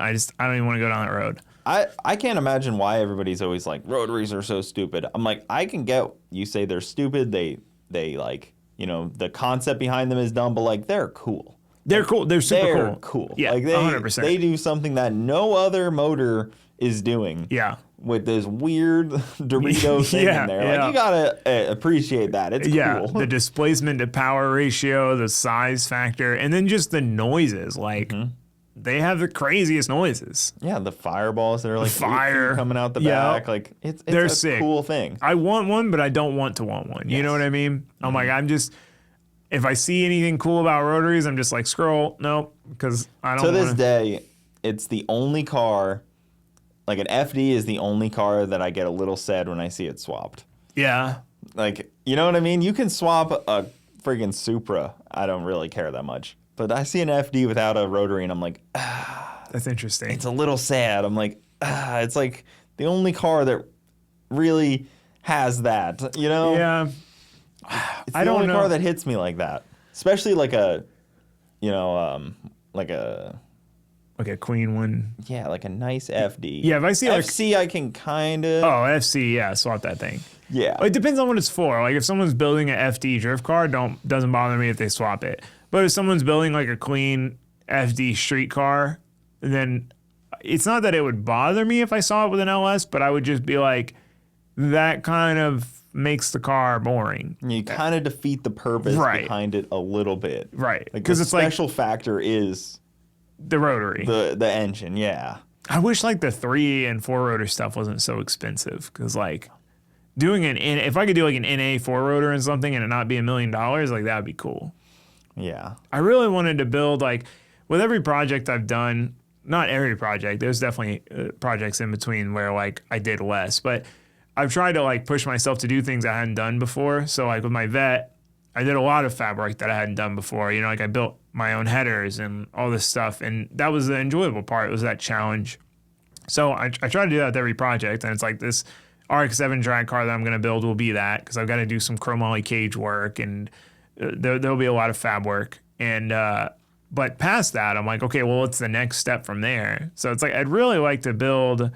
I actually haven't thought about this in a while, but something like tube chassis, you know, and there was, for the longest time, like I always saw builds as like a means to an end because that's how I felt about it. Like I didn't like working on cars. I didn't like building cars. Like I just wanted to drive. It was necessity. Exactly.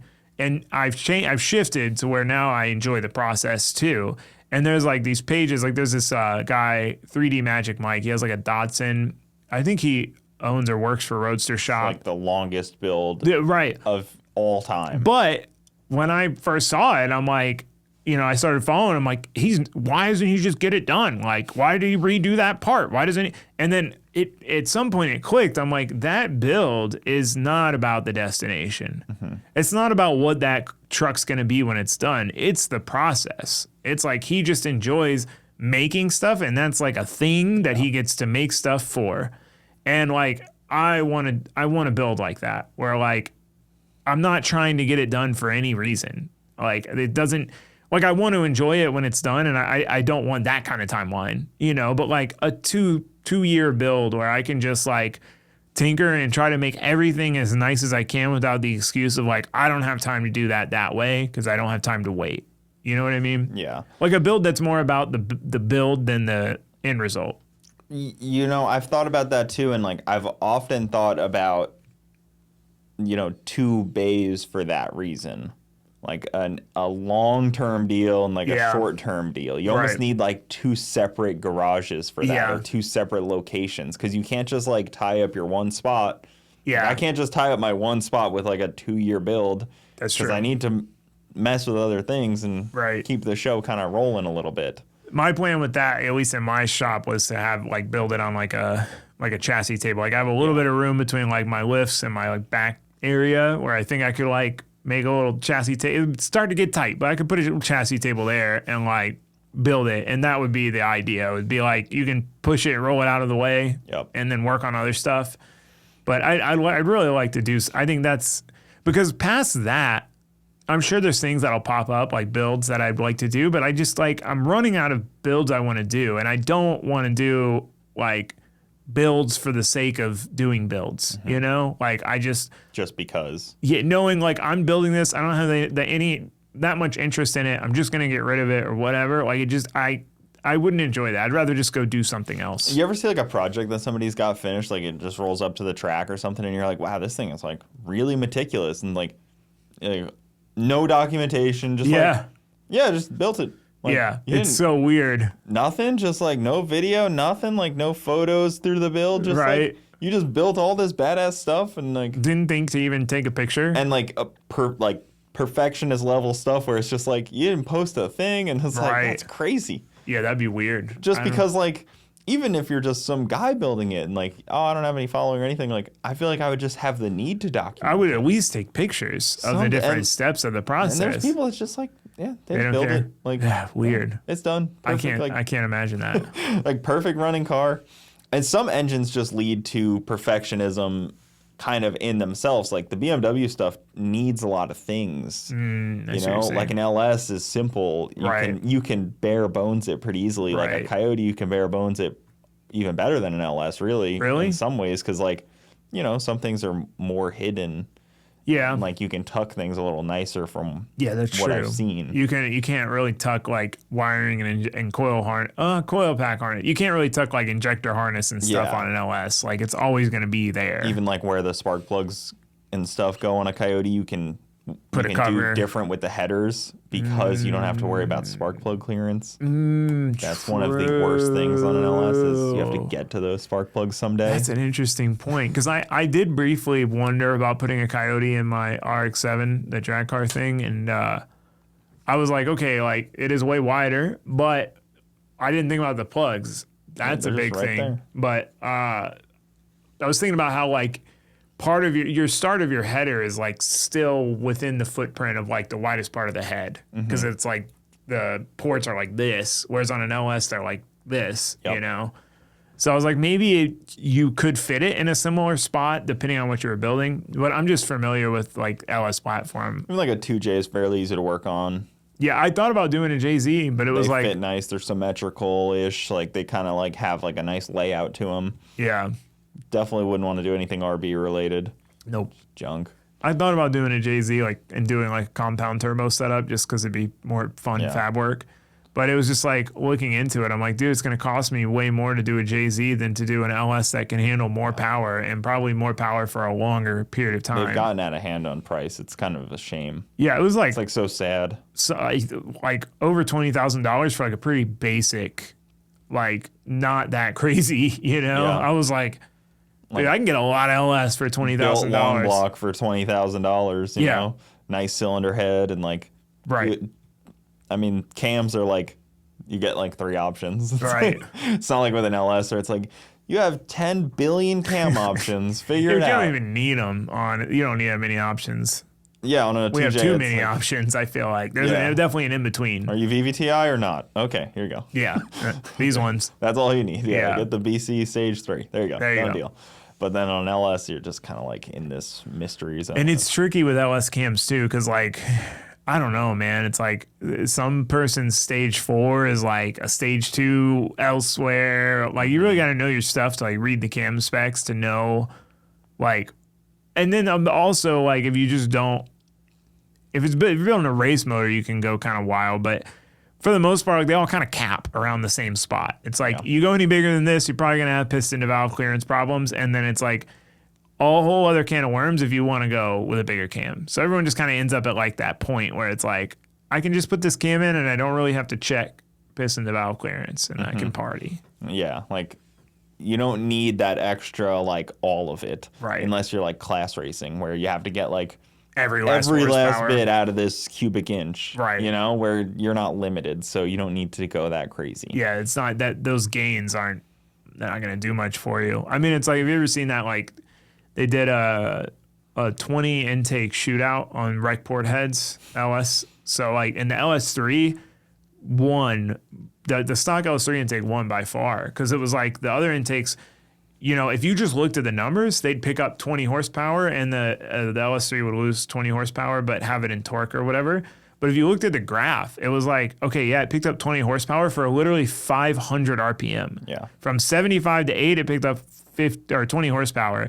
But for from 0 to 6,500, it was down 40. Yeah, everything under the curve. Like, so I'm like, I just went with the LS3 intake. It's great. Yeah, they work fine. They're very I don't tried and understand true. people. I mean, I do, because like They don't sometimes heat soak. you end up with an engine and you just run with it. But it's like there's no point in buying a cathedral port engine if you're trying to build like a NA combo, like for drifting at least. Mm-hmm. Like you're better off spending the money on like an L92, because Don't go hating on the cathedral now. I mean, I have a cathedral on. motor in my truck, Don't but go hating on the cathedral. from to my understanding, like you need like $3,000 cathedral port heads to match the flow of like an LS3 L92 head. Correct. I could be wrong on that, but so it's like Likely. you'll see people go down that road. Well, they'll buy like an LS1 for $5,000 and then end up doing heads and whatever. And it's like you could have bought an LS3 for $6,000 and had your $3,000 heads come with it, and you put the intake on it, the stock intake, and it's like makes the best power. It's for drift. I really want to do, and I'd have to like use somebody else's like dyno. I have a few dynos. Like maybe I could scrounge together enough. I'd love to do for drifting, like. Because most of the people swapping an LS in drifting, it's just like a basic like cam, supporting valve train mods, you know, that's it. NA, right? Like 350 to 550 horsepower range. So I'd love to do like a cost per horsepower thing where you compare like a 5.3 with a cam and springs and the best intake for that engine. How much power does it make and how much did it cost? All the way up to like a 6.2. And then see, it's like, because it could be like the 6.2 maybe costs $1,000 more, but it's cheaper per horsepower you get. Mm-hmm. You know what I mean? Yeah. You'd have to really dial into what you get per dollar. Per dollar. You know, it's like maybe, you spend a little bit more, but you get way more horsepower per dollar. Mm-hmm. Or maybe you don't. I don't know. I haven't done the math. Yeah. I mean, the 6.2s are pretty good because you get, I think some of them have titanium valves and stuff like that. So you get like a nice upgrade there. And if you get an L92, which is what I have in my Miata, I mean, I looked recently, you can still find them for like $2,500 on eBay. Yeah, the whole like prefer to drift like a 2J or something like that. Like, I mean, you would just want the motor that makes the most torque, right? Right. And well, that's what's funny. The most torque. I was just gonna say, that's what's funny to me is like you'll see the people who are like, oh, screw LS's, so boring, like it's all torque, like blah, blah, blah, blah, blah. And then they're like, yo, look at my 2J setup with this turbo. It makes full boost at 3,000 RPM and makes this much torque. And you're like, so you're trying to make your turbo car drive like a V8 car, but while telling me that I'm stupid for having a V8 car because it's not exciting like a turbo car. They will tell you it actually drives like a V8. Like this thing drives like a V8. But then on the next breath, tell you how boring V8s are. Yeah. And it's also how you drive it. Like I remember there used to be this perception around V8s that was like, oh, they make you lazy and you just drive around at like 3,000 RPM. And it's like you can, if you want to, you can drive at 3,000 RPM. But if you're not like that, you can floor it. Like me and my Miata, any chance I get, limiter.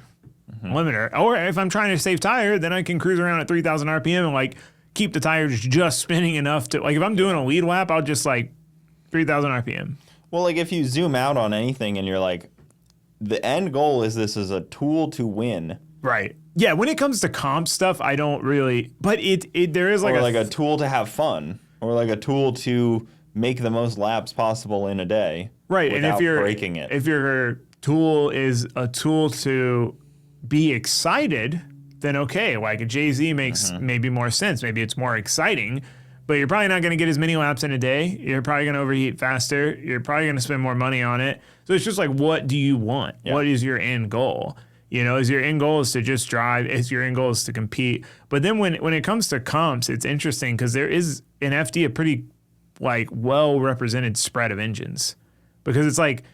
Yeah, there's like B52s in there. B58. B58, yeah, whatever that new BMW. Yeah, so now it's all B58. There used to be like the 2AR Toyota engine too, two of those. Yeah. Now it's all B58 for those. But B58, 2JZ, LS, Coyote, or no, I don't know if there's a Coyote in Pro anymore. No. But then there's the Roush Yates motors of the RTR V8, cars. And there's a big variety, and it's interesting because once you get over that, like, I would say probably the limit is like 650 horsepower with an LS.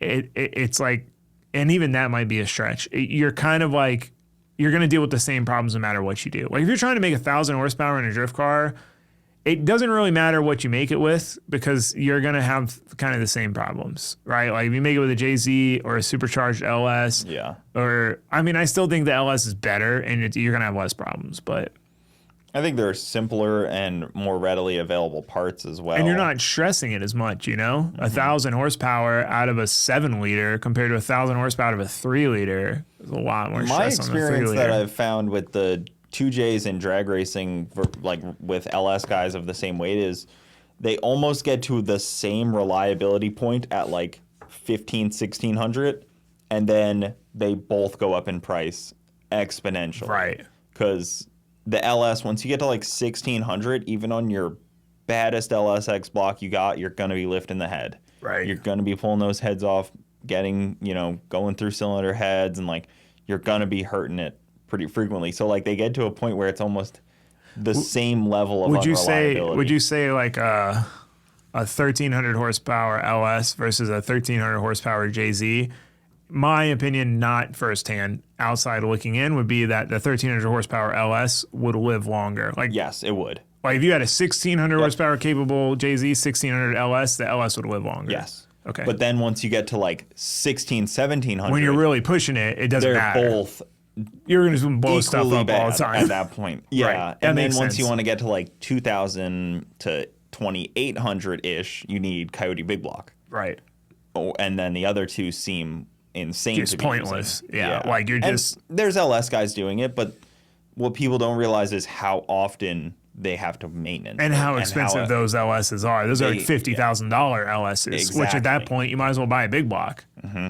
And JZs are the same way. It's like, yes, it's a $50,000 JZ, $50,000 LS to do the same thing, but then you're still servicing them just as much. The cylinder heads are coming off just as much. Might as well go with the easier to work on one at that point.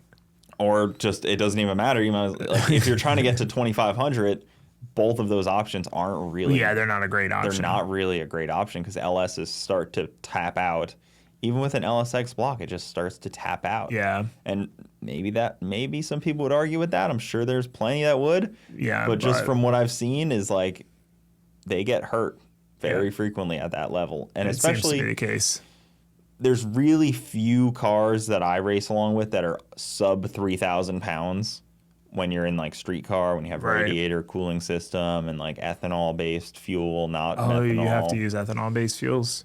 In street car, yeah. I'm torn. I think I'm going to go straight methanol, but I mean, I'm doing no prep, but I'm still deciding. Yeah, I think that would be a cool option for you. I think they're trying to expand no prep more into Florida because it hasn't gotten its roots into I know. Florida. I'm like, of course, I want to do the one drag racing that like nobody does here, but I just, no prep's the first thing that like sucked me into drag racing just because prior to that, I had always viewed it as like a lot of a money game. And it was just kind of like you could very easily just out money someone and be faster. And I know you can in no prep too, right? If you hire the right people or whatever. But I liked the fact that no prep, it was like you could have 3,000 horsepower and I could have 1,000 and I could beat you because you just blew the tire off. Yeah. And there's a lot of like, you got to read the track surface and tune it right. You got to drive around things. And I think for me, the excitement of that is like it's a new challenge and a new learning thing because that's part of why I comp drift at all. If it wasn't for that, I probably wouldn't do it. And that's why I try to tell people who are like new to drifting, I'm like, don't even bother, dude. Just wait. So the only reason me and probably a lot of the other people that compete is because you get to a point where you can't really progress at a fun event anymore. In the early days, you're like, every time you go, you're like, I got so much better. I did way better runs than I've ever done before. Yeah. And then you hit a point where you're just kind of maintaining. So the only way to progress And like you can't really drive any harder for the environment. So the only way to progress is like, okay, now go to a comp where you've got to do that great lap, but you got to do it right now.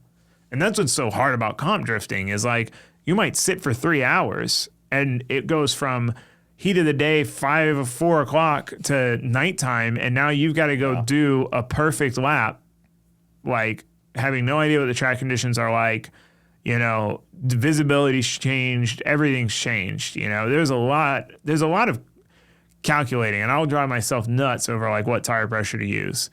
Because you'll go against guys, and then there's dirty games that people play. Like you'll see someone, and it's like, let's say I'm chasing this guy, and I'm just like running him over. Like I'm struggling to stay drifting. Like I have too much grip, but then he'll somehow keep up with me. And you're like, how does that make sense? Like he seems so slow when he was leading that I'm running into him. But what they'll do is there's people who in their lead run will just left foot brake the whole time. And basically you would think they'd be trying to run away, but they'll do the opposite. So then you prepare yourself and you're like, okay, let me not put too much grip in because I know this guy is the guy that does that. But then he doesn't do it that run. And then you're like, it's out the window, you know? Yeah. Now I didn't put enough grip in it. It's so hard. And would that be considered a dirty wrong move, or is that considered strategy?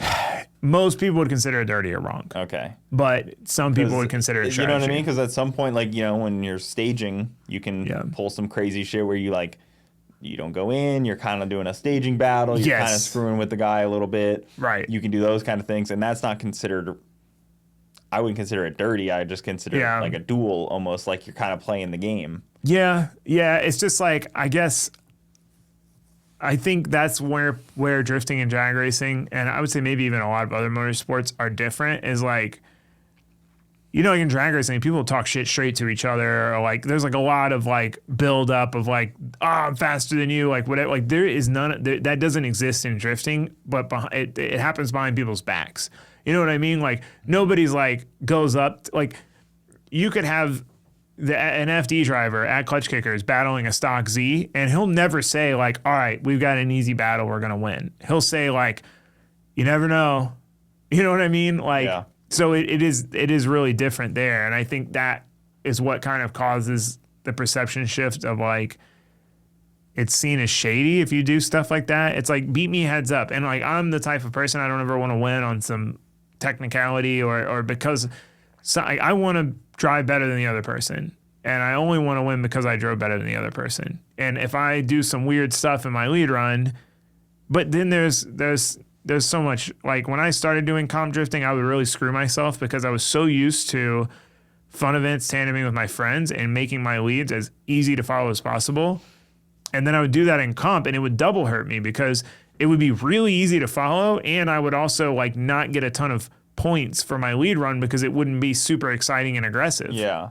Because exciting and aggressive is not easy to follow. So I was really like shooting myself in the foot by making it just cake for somebody to follow me, and then I follow them and they're like doing all this weird stuff, you know? But that's kind of always been the crutch of like somebody like Chelsea, where he's always been over the top. Yeah. But FD never really liked that. They just wanted like consistent. Kind of fit in the box. Yeah. And he was always kind of like out of the box. The craziest, like if he had like a buy run, it'd be the craziest thing you watch all day. Yeah. Like, I think there was one like FD Atlanta where it was like he had a buy run and it was just like the most insane cinder lap. Yeah. He just goes foot to the floor. Yeah, but me FD and him was like, I don't like that. That's not like a good run. And right. It's like, but it's true. That's what the fans want to see. It's true. I think, you know, that they got rid of qualifying this year in FD, which I think was a good move. It's like a seating bracket now, which it's like, dude, qualifying is stupid. I think there should be two types of competitions, which there kind of already are, but it's more of like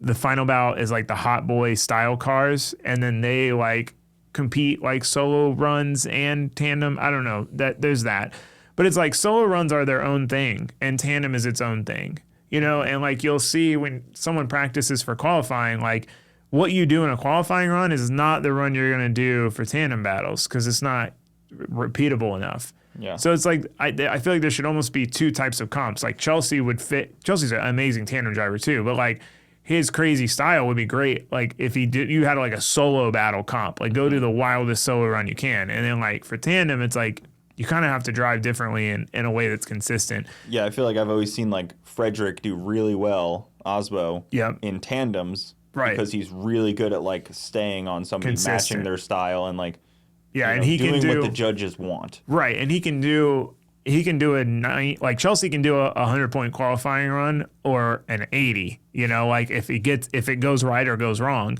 Whereas Osbo is like always going to do a 93 to a 95. Yep. And me and Chelsea are like opposites in that regard. Like I always drive at 80%, and I have a hard time when I know I've got to battle someone really hard, like getting myself to take that extra risk. Because I just drive in a way where I take minimal risk. And usually that's how you win, because most people, they end up messing up. Yeah. But I have a hard time going to 100, whereas Chelsea has always had a hard time backing it down from 100. It was kind of a bummer to see him not in FD this year, because that was always one of my favorite cars to watch, because it was always like edge of your seat, like you don't know if he's going to end up in the bleachers or like this is going to be the coolest run ever. Yeah. And that's because you just know that he's driving it to peak 100%. what the car can do. Yep. And you always got that. He's always been like that too, man. I'll never forget the first time he won a round. It was Long Beach. I don't remember what year it was, but it was in his E46. And like me and my friends were all watching it. And I've like never been so hyped to watch somebody win, because he's like, he's Chelsea, like he lives drifting. Like he loves drifting. Like I would venture to say there's a good amount of people in pro that just kind of like, it's just their thing, so they do it. Yeah. But Chelsea is not that. Obviously, or he'd still be there. He just loves drifting. Like, he was at the Toge event with me, with his E36 compact and having a blast, and like, he talks to everybody. He'll help everybody, like, figure out how to set up their car. Like, you would never know if you showed up to that event and you're from the outsider looking in on drifting, like that event I just went to, that he just won the FD championship last year. You would have no idea. And I mean, I've known him for like 10 years, but like, he loves it. He eats, sleeps, and breathes it. It's really cool to see any passion in any motorsports like that. Yeah. And, I try to follow FD as much as possible, because it is a great series. I think they do a good job with a lot of that, and I think they keep it really exciting with some of the drivers. Yeah. It's just the hard thing is drifting is just the time, There's so much downtime. Yeah. And it's no matter how you slice it, it's hard to rectify that. He may have gotten the toughest break possible, though, with the hood deal. Yeah. That was the funniest situation. Dude, that's like, see, and that's... then the guy crashed into the wall. That's considered shady. Like, if someone... It's just... I've been protested for nonsense like that. And So just for anybody that doesn't know, his hood was flapping on his lead run, and they protested because it was a distraction, because one pin wasn't in the hood, so it was like... Yeah, they said it threw him off, so he messed up his chase run. Yeah. Because in drifting, so he won the battle, and it was a top 30. Won the battle. Yeah, like he beat him clearly. Yeah. And it was a top 32 battle, which is what makes it even worse, because there's a 2-hour break to top 16. So that whole time, he's like, cool, I sealed the deal. I'm going to the top 16, hanging out. And then you find out, oh, this guy's protesting. And then they're like, oh, we're going to rerun your battle at the start of top 16. So now you don't even know if you're going to be in the top 6. It just throws off your whole You got to rhythm. turn the car around. Yeah, you got to do your first battle, then turn the car right around to do your next battle. But yeah, protests are dumb, and FD stopped doing protests this year, which I'm all on board with. Clutch Kickers did protests. Dude, the amount of times somebody would just lose by like a mile, like a country mile, and then go protest and be like, oh, I think his car was leaking oil. And that's why this guy did this. He's like, I think his car was leaking oil. And there was like 2 drops. And they're like, they had to rerun it. And then the dude crashed his car. And you're just like, so we had to spend 20 minutes waiting for this protest to go through for you to get a rerun on a technicality, even though you lost, just for you to crash your car. Like, dude, I just don't get it. It takes up so much time. And one thing I learned from the Riverside, they were the first big comp I went to where they did no protests. And the one takeaway I had was that once you take it off the table, people don't complain. Yeah. Like, people lose it. It's not an option. They're just like, oh, like, there's no protest. And then they pack it up and they get over it. But when you give them that option, if there's any doubt in their mind, they're going to take that option. And then it slows the whole show down, because the judges can't review a protest and judge a battle. It's terrible. So I'm glad they got rid of that. Have you seen Bowman's Corvette? Yes, dude. I just saw it. I'm like, man, that thing looks good. Is so nice. So They did nice. such a good job Dude, on that. he builds that. Yeah. Bowman's got quite a few cars. So Alex Bowman, NASCAR driver, certified badass. Yeah. Built a really, really sick C6 drift car. Dude, it's so nice. He's just kind of like put him in anything and he'll drive really well. Me and Ben, it's clearly the same in drifting. Me and Ben tandem with him at one of the Clutch Kickers Fun Day one time, and I think it was his first tandems in that before he rebuilt it. It's funny you mentioned that because I was telling, every time I tell somebody knows NASCAR, I'm like, do you know Bowman? And I'm like, I tell them this story of how we met. He replaced Dale Earnhardt Jr. Oh, did he? Like he's that driver. Okay, see, I didn't know that. He's of that level. I know he's good and he wins sometimes, but I just didn't.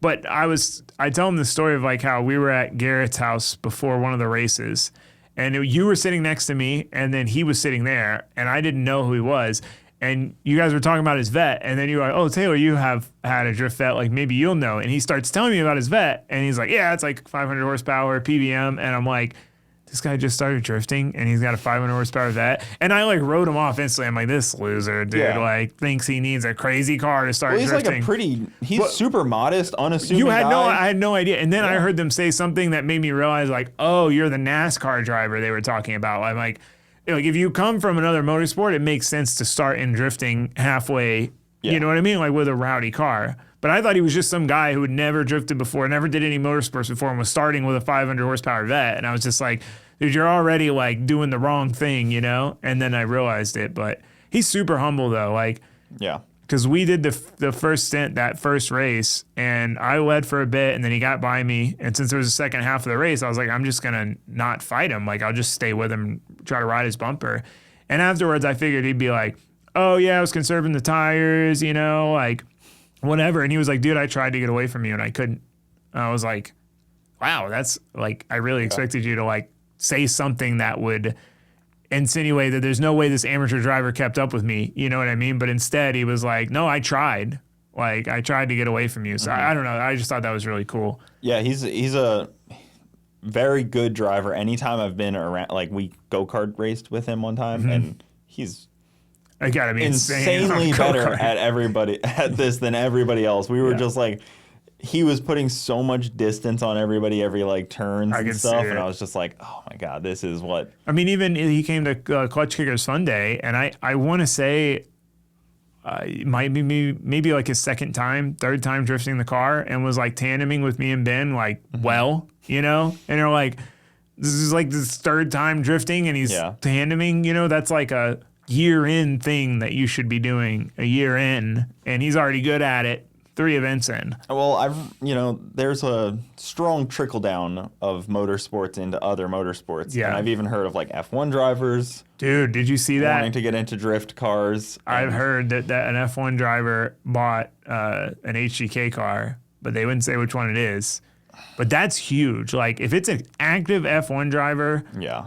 I know Max did the Red Bull thing with Mad Mike. I could see Max wanting to drift. I mean, he seems like that. Yeah, Max is my favorite, and he has been since before he was super good too. But because he's all he cares about is racing. Like he doesn't care about the politics.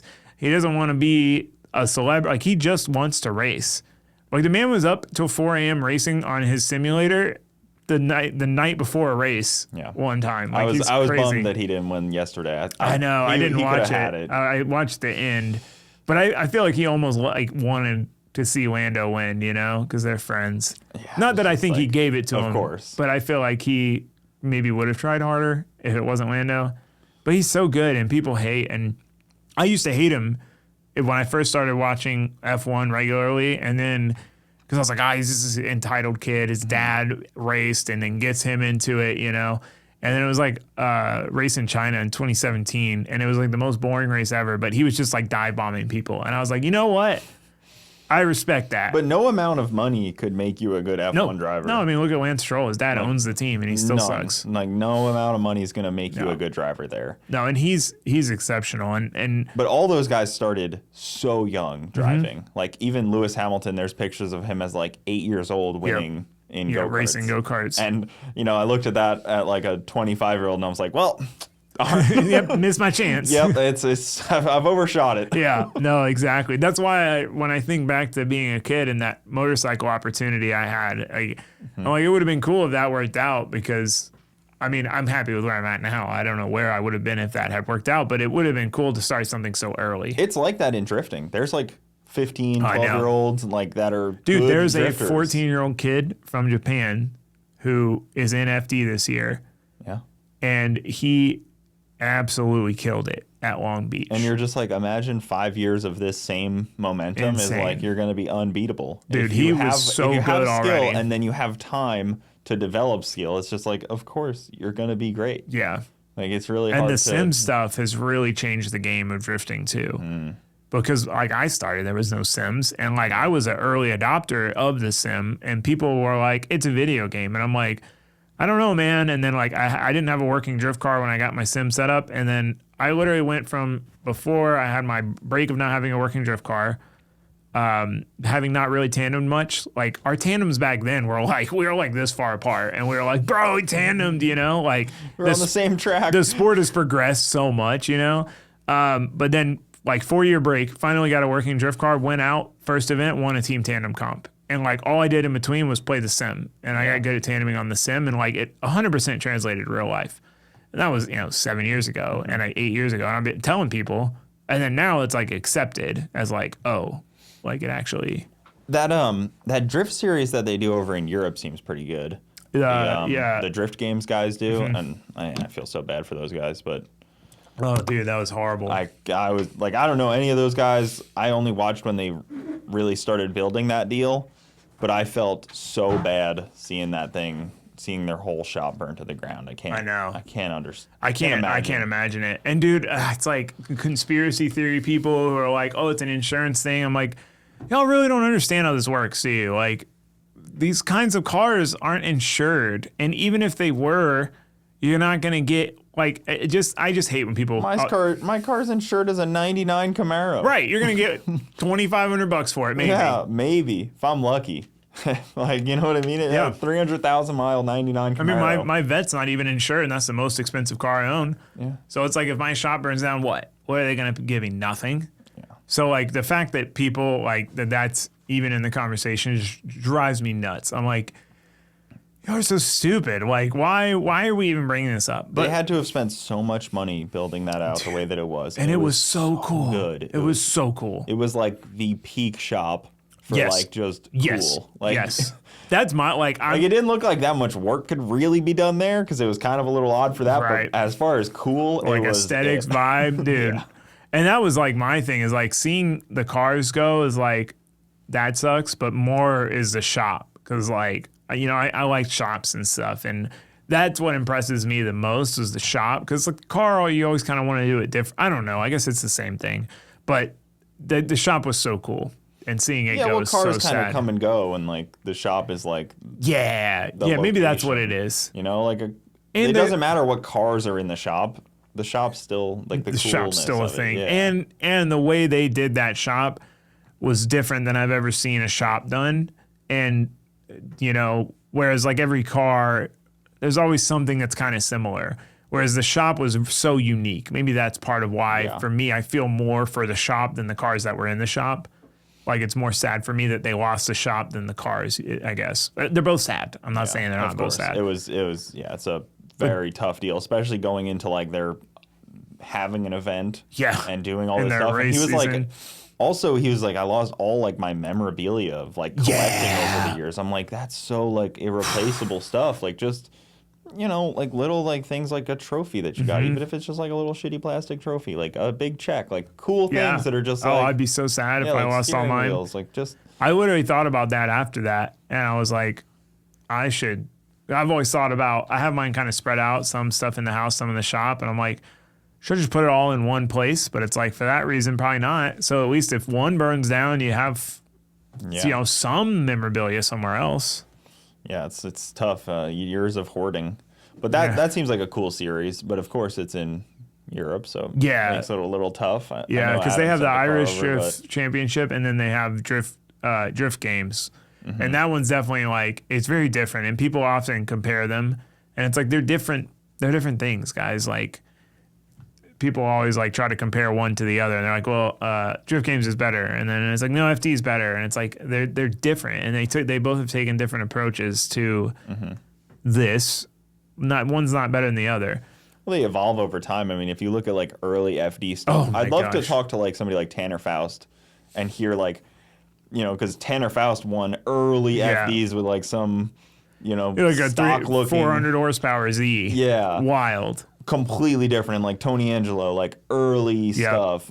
He had a TC their progression, like what they think now, and like, do you think you'd be competitive now if you were in a car? Like, right? No, maybe Tanner would if he dialed in. He came back. No, he came back and wasn't competitive. Interesting. Well, I mean, I think he only did like 2 or 3 rounds, but like it's just progressed too far out of what they were. And it was also like, it was like a Volkswagen Passat or something, 4-door rear wheel drive converted with like an LS with 8-to-1 headers. So he was undercard for how far the sport had progressed. So who knows? But like, I think it would be tough for those guys who've been out of it for years to be competitive now. Even like, I've talked a little bit about to Nick Hogan, Hulk Hogan's son. Yeah. I forgot he used to do it too. Yeah, he did FD a little bit too. And like early on when it was like, what is this weird thing? Yeah. And it was growing substantially at the time. But then like all those guys, it's so different now. None of them would probably be able to hold a candle. It's like BMX. I mean, when did I do that? 15 years ago? Back when I was riding BMX, like if you could do a bar spin, like that was pretty good. If you do a 360 bar spin, like you were top dog. Whereas now kids will learn that in like 6 months, Yeah, I've heard like Tony Hawk talk about it. He was like, when I did, a 360, it was unreal. Right. And now it's like, what? Yeah, like that's not even a good trick. Yeah, it's like how? Like and that was so unreal. It's crazy to me with that because it's like with drifting, there's 2 progressions. Like the driving has progressed, but also the cars have progressed. Whereas with like BMX, skateboarding, like it's pure human progression. And it's like that goal line thing. Like I forget, there's like a term for it, but like it was like before, I may be wrong on this, 4-minute mile is what I've heard it referred to as. Like before someone ran under a 4-minute mile, like people thought it was impossible.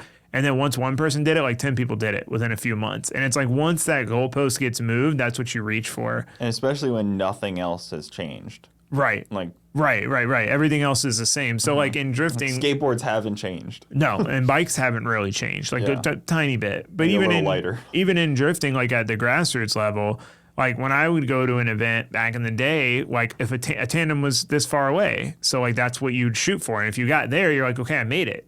Like the best guys are here, so I don't know where to go past that.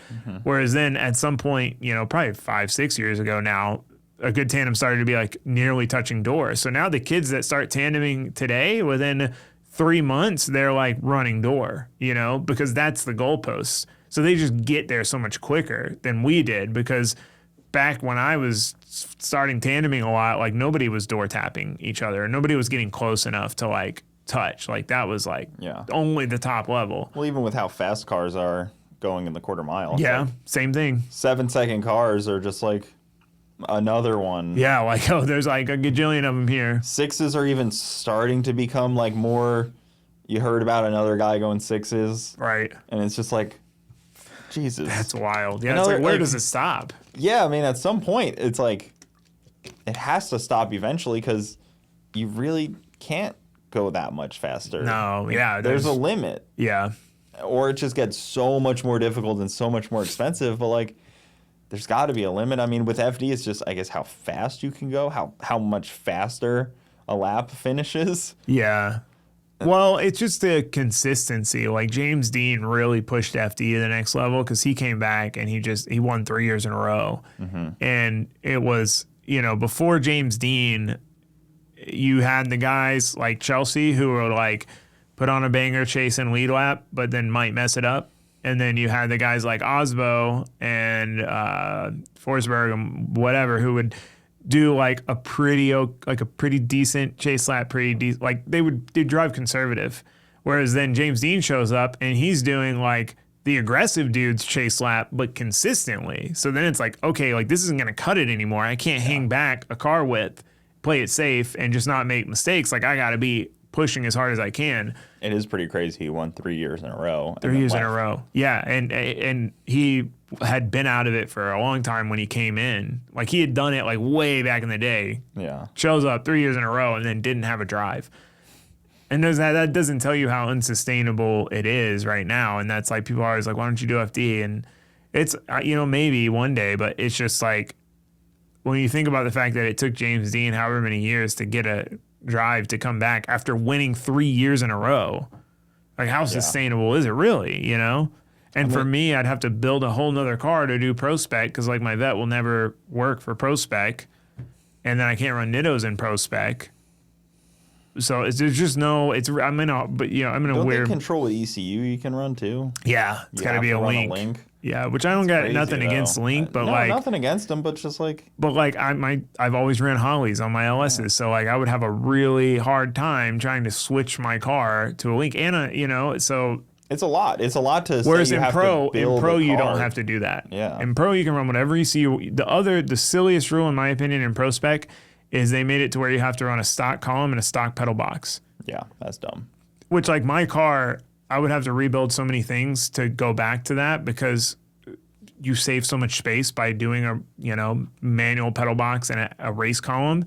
So that one's so silly. And that was like to save money, right? Yeah, but it's like, dude, a column kit's like a couple $100, and it like literally clamps on. You bolt a plate on, and then a pedal box, like in my vet, it just bolts to the floor. Like I made a little.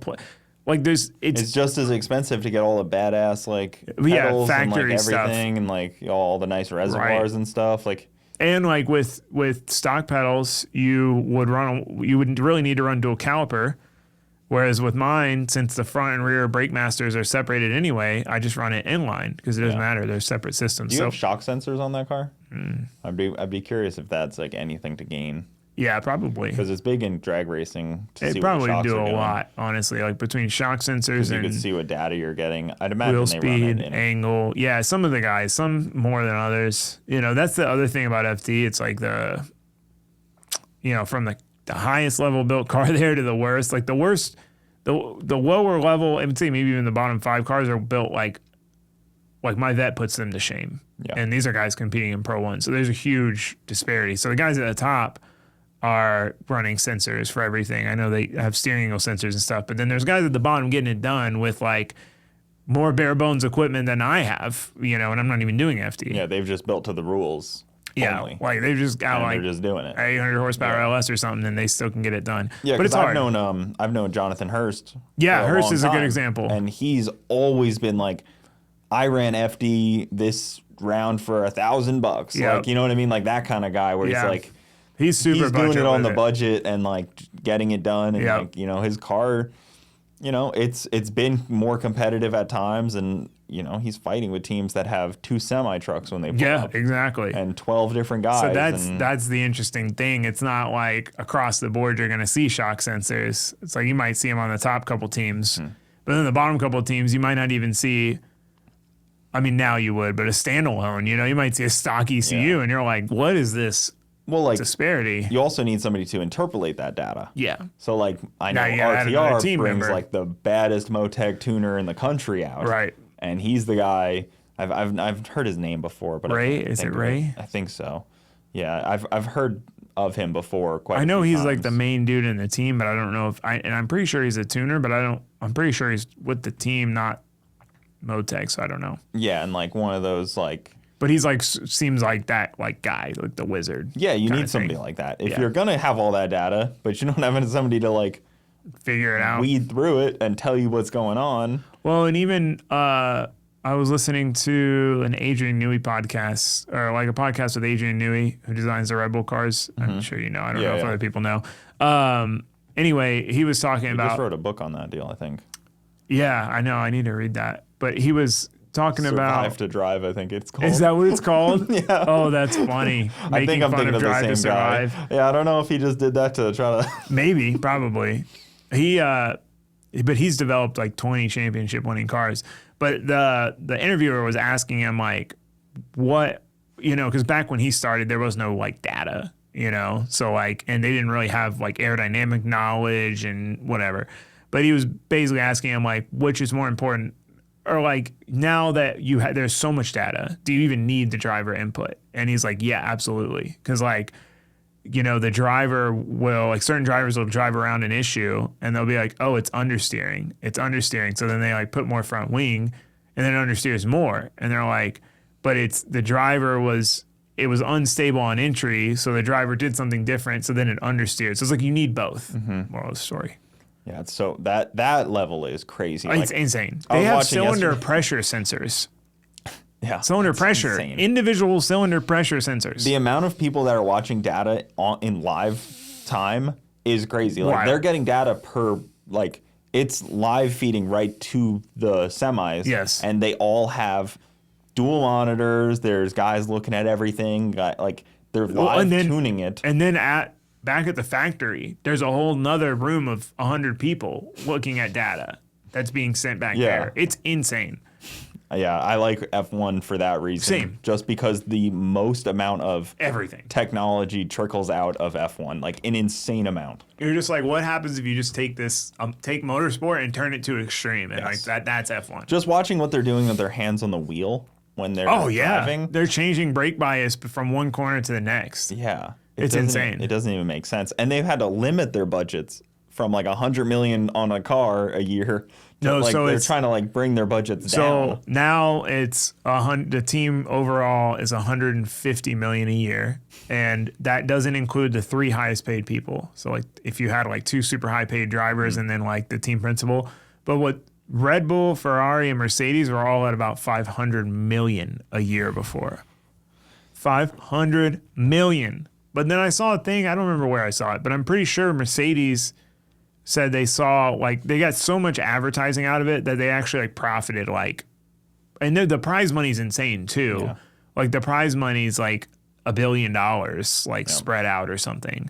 So it's just the numbers is just. Yeah, I could see, like, Red Bull making money. Like, Patronus or whatever it is that sponsors. Yeah, I don't understand that. How do they make, I don't know. That work? Red Bull, sure, I get it. Right, know? they, you get hyped. I mean, I like Max, I don't drink Red Bull, but I can see it. But I don't know. Some brands, I can't imagine the cost. No, or like Aramco is like some sort of oil company in Saudi Arabia, and they sponsor like F1 itself, and you're like, it's not like I'm gonna watch this and go look up Aramco, or whatever it is. Yeah, it's so crazy, some of those sponsorships, and that has to be so much money to that deal. Yeah, I don't even know what Patronus is. I think it's like an insurance company or something weird.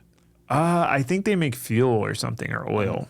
Weird. I want to say. Yeah. I want to say there's some sort of fuel or oil. I think Porsche said they wanted to get into F1. Yeah. So Audi is, and then Cadillac, Andretti was trying to, but then like F1 rejected them, and F1's now owned by Liberty Media, which is U.S. based. So like 12 U.S. Congress people like threatened Liberty Media, like we want a better reason why you're not letting Andretti in. You got to let Chevrolet in there. Yeah, because he came with a good proposal, and it's like there's some teams that are there now that you're like, you're an F1, like, you know what I mean? Like they could use some fresh blood, but I don't know.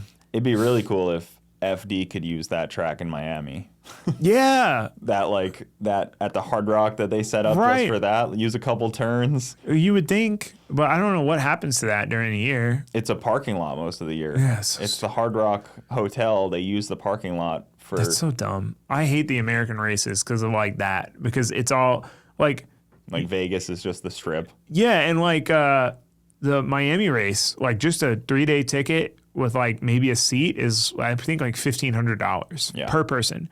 Whereas you could fly to Hungary to the Red Bull Ring, pay your $200 for your 3-day pass to watch the race, and fly back for cheaper than it costs to go to the local race. Yeah, that's a little ridiculous. Because there's those few F1 races that are just publicity stunts for. Yeah, which like all of the U.S. is that right now. I mean, CODA's not so much. It's kind of affordable in Texas, because that one's been around but even a while. A lot of the foreign ones, like Monaco, is kind of like. Monaco's like, but it's cheaper to go to it's almost cheaper to go to Monaco and watch the Monaco race than it is to go to the Miami But race. it's arguably the worst one to watch. Oh, it's terrible because there's no the cars passing. are too big. Yeah, for Monaco it's so now. stupid. Like they're huge. You can't even come around a car. There's almost no room. No, and I've never really cared for that race, but I can imagine being there. It would be a cool one to see firsthand, just like all the yachts and the history of it. And the rich people. But yeah, there's that, and then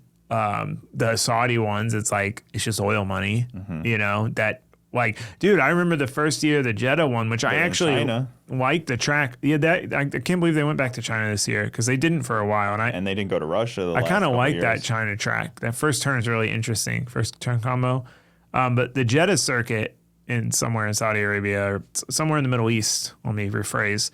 Yeah, I like it. I think it's a cool track because it's like the street circuit. It looks punishing, but like exciting.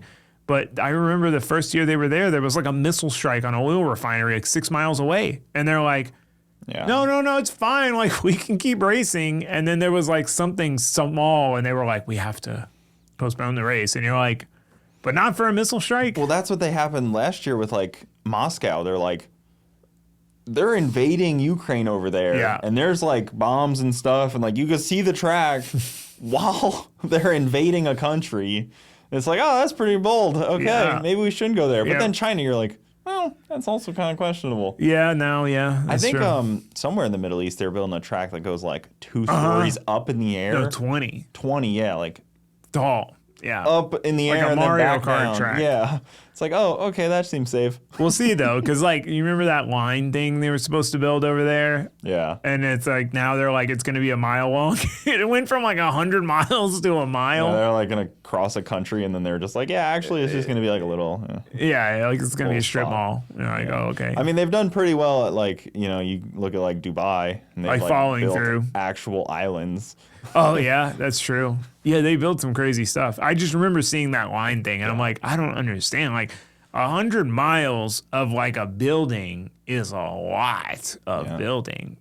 And I'm just like, who thought that this was gonna be feasible? Like, how do you even sell that many apartments and shops in 100? How many people is there? Imagine 100 miles of like a 5-story building or 10-story building. I enjoy having a yard, so I don't know. Yeah, I don't know. I'm not interested. It's like in that. living in Did you ever see that ship? It was like supposed to be this giant like ship that they were gonna make, and you could like live on it, and it would have like. Anyway, it never happened. But it was one of those I see things. it for retirement people. They're like, you can, retire and travel the world on a ship. And but this like, like looked cool and seemed promising, and it was like a strip with like an airport and shit, or like a marina on the ship, airport, whatever. Yeah. And they're like. Got investors and whatever, then they're like, oh, this isn't gonna work. We can't build this mile-long ship. I think Garrett's actually looking to purchase that. Yeah, right. Could you imagine? For his next big project. Right, Freedom Cruise Lines. Right after the airport. He needs an airport. He bought an airport. You didn't see that? No. Yeah, he bought an airport. Oh. Yeah, like a little grass runway, little. Dang, I didn't know that. So he can land his plane and build a house there, and that's cool. It came out recently, video. Dang, I didn't see that. Pretty interesting. Wow. Yeah, so that was. Okay, so he already has the airport. He already has the airport, yeah. So now he just needs a plane with the airport. I know everybody keeps buying all this stuff, and I was thinking, I was like, what is your deal? Where do you want to level up to? Because like, that's kind of the zero-sum game where it's almost like you have to keep progressing, or you look like you're like. That is failing. one tough thing. And it's like, well, I'm happy. Like, yeah. I got a. What do you mean? I got a detached shop. I got a nice garage. I got a house. Like, that's me. This is living. So I've talked like. You don't need a compound. You don't need a. No, I don't want drift track. You don't need. I don't want 20 employees. I don't want any of it. If I could just keep doing what I'm doing now forever, I'd be happy. Like, I don't care for it to be crazy. Like one of my biggest goals is to pay my house off in like 10 or 12 years. I just pay a little extra every month, and once that's paid off, it's like then it's like freedom because you don't have to worry about that. And I don't know, I just I know that I'm Dave Ramsey. Yeah, I know. I just don't like debt, only financing things. Yeah. I know that's like you reinvest the money because I have a good interest rate. Blah blah blah. I know that financially you make more than you save in interest, but for me, it's not about that. It's about like I want to have my house paid off, and then like I don't owe anybody any money. Yeah. And I can whatever money I make. I mean, I got to pay taxes and insurance, but whatever money I make, you know, you can just live off a lot less, and life would be less stressful. Not that it is now, but that's the thing. I know that like trying to chase that of like more money, so I can have what, a twin turbo Lambo. Twin turbo Lambo isn't going to make me any happier than my F80. Like it will for a week. And then you get used to it, that platonic treadmill or platonic, I forget the word, but it's like there's a documentary on happiness. I wonder if it's still there on Netflix, and it's super old now, so maybe the data's wrong, but they researched happiness. There are so many people research depression, but nobody researches happiness. So they did a study, and they're basically talking about how going from $5,000 a year to $50,000 a year was like huge increase in happiness, because now you like, you know, have a clean place to live, you can buy food, like the basic necessities. But from 50,000 to 50 million was like a very minute increase in happiness. Yeah, once you get to a certain level where all your bases are covered. Yeah, I think if you on like a vacation a year. Yeah, and you can have a hobby. Like, you know, go racing once a month or whatever your hobby is. Maybe you like how you have a boat, you go fishing, whatever it is. You're not going to get exponentially happier.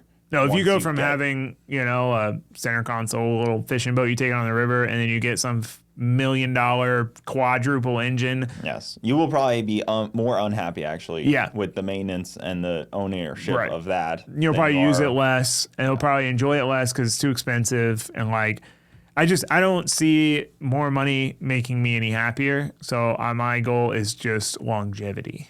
But then the thing is of like, you know, the viewership want to see like continue to grow. This like grandiose plan. And I don't know, maybe they think, I don't know what it looks like from the eyes of like people that watch somebody like me or you. And it's like, if he's not progressing, he's degressing. But does that look like that just because everybody is like, progressing so fast? Some other people are just progressing to these levels. And it's like, I don't know. But that's not everybody's goal. Yeah, that doesn't have to be. I feel like that doesn't have to be your goal. And I feel like even like somebody like Tavares, you know, he built the P1. Yeah. Where do you go from there? Yeah. Well, it's like what I was saying with the wanting to build a tube chassis car. It's like that's kind of my. I've tried to progress in the sense of like challenging myself more and more. But once I get to that, it's like, where do I like? I can't really challenge myself anymore in the things that I like to do as far as like making one-off pieces, fabricating, whatever. So from there, I'm like, I don't know, you know, like I don't know what after I build that tube chassis thing. I'm sure there'll be little stuff, but like I don't know. Yeah, I don't know. And I wonder, like, are some people that we know chasing something that I don't see, like, you know, not to like disparage anybody, but like Adam LZ, like, is he like he's got every JDM car ever? Right. And I don't see any need. I don't have any desire to own that many cars at all. I think, you know, like Garrett has all this stuff, all these employees, helicopter license, airplane, and I'm like, I feel like if you burn it, I feel like getting that far too quick gives you nothing to look forward to in life, you know? And like, you know, for me, I'd love to do all those things. I'd love to have a stall plane, like short takeoff and landing, something, you know, maybe a helicopter, more boat stuff. I want to sail around the world. But like, if you gave me all that tomorrow, it'd be over. And then it's like, what are you looking forward to? I feel like you've always got to be looking forward to something. So like, I'm fine with that slow progression. And that's why, like, you know, people say must be nice when they see someone who's like grew up rich or whatever. And I'm like, I am so happy that didn't happen to me and I didn't get anything handed to me, because if I did, I know, because human nature, I wouldn't appreciate it the same way. Like there's people who grew up and like they could go get a brand new Platinum F350 tomorrow and it would do nothing for them. Their mood would be, maybe not even a blip on their mood radar. Whereas for me, it'd be like, this is crazy. I got this truck. You know what I mean? I noticed when you see people get to that level and they like in our like world of YouTube and they get like a $180,000 truck and then they don't even post a video. I'm like, oh yeah, yeah, big we're level. there. You know what I mean? Like and yeah. there's like $180,000 truck actually exists. Yep, that actually does exist. I know. A dually F550, F450, limited, all the options. Yeah, no, it's crazy. And they don't even post about it. I'm like, yeah. That's a level.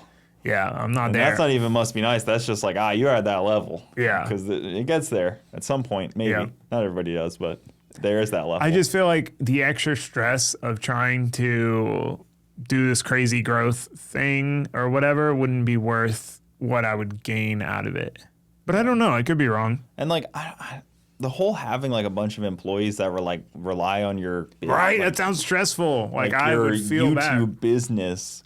Like it's not like, oh, we sell paper and you have like a bunch of people that were like rely on that business Right. that like kind of does its own, but like relying on like a YouTube Right. enterprise is crazy. Yeah, Like and you're building your house on somebody else's land Yeah. and hoping it's going to be there forever.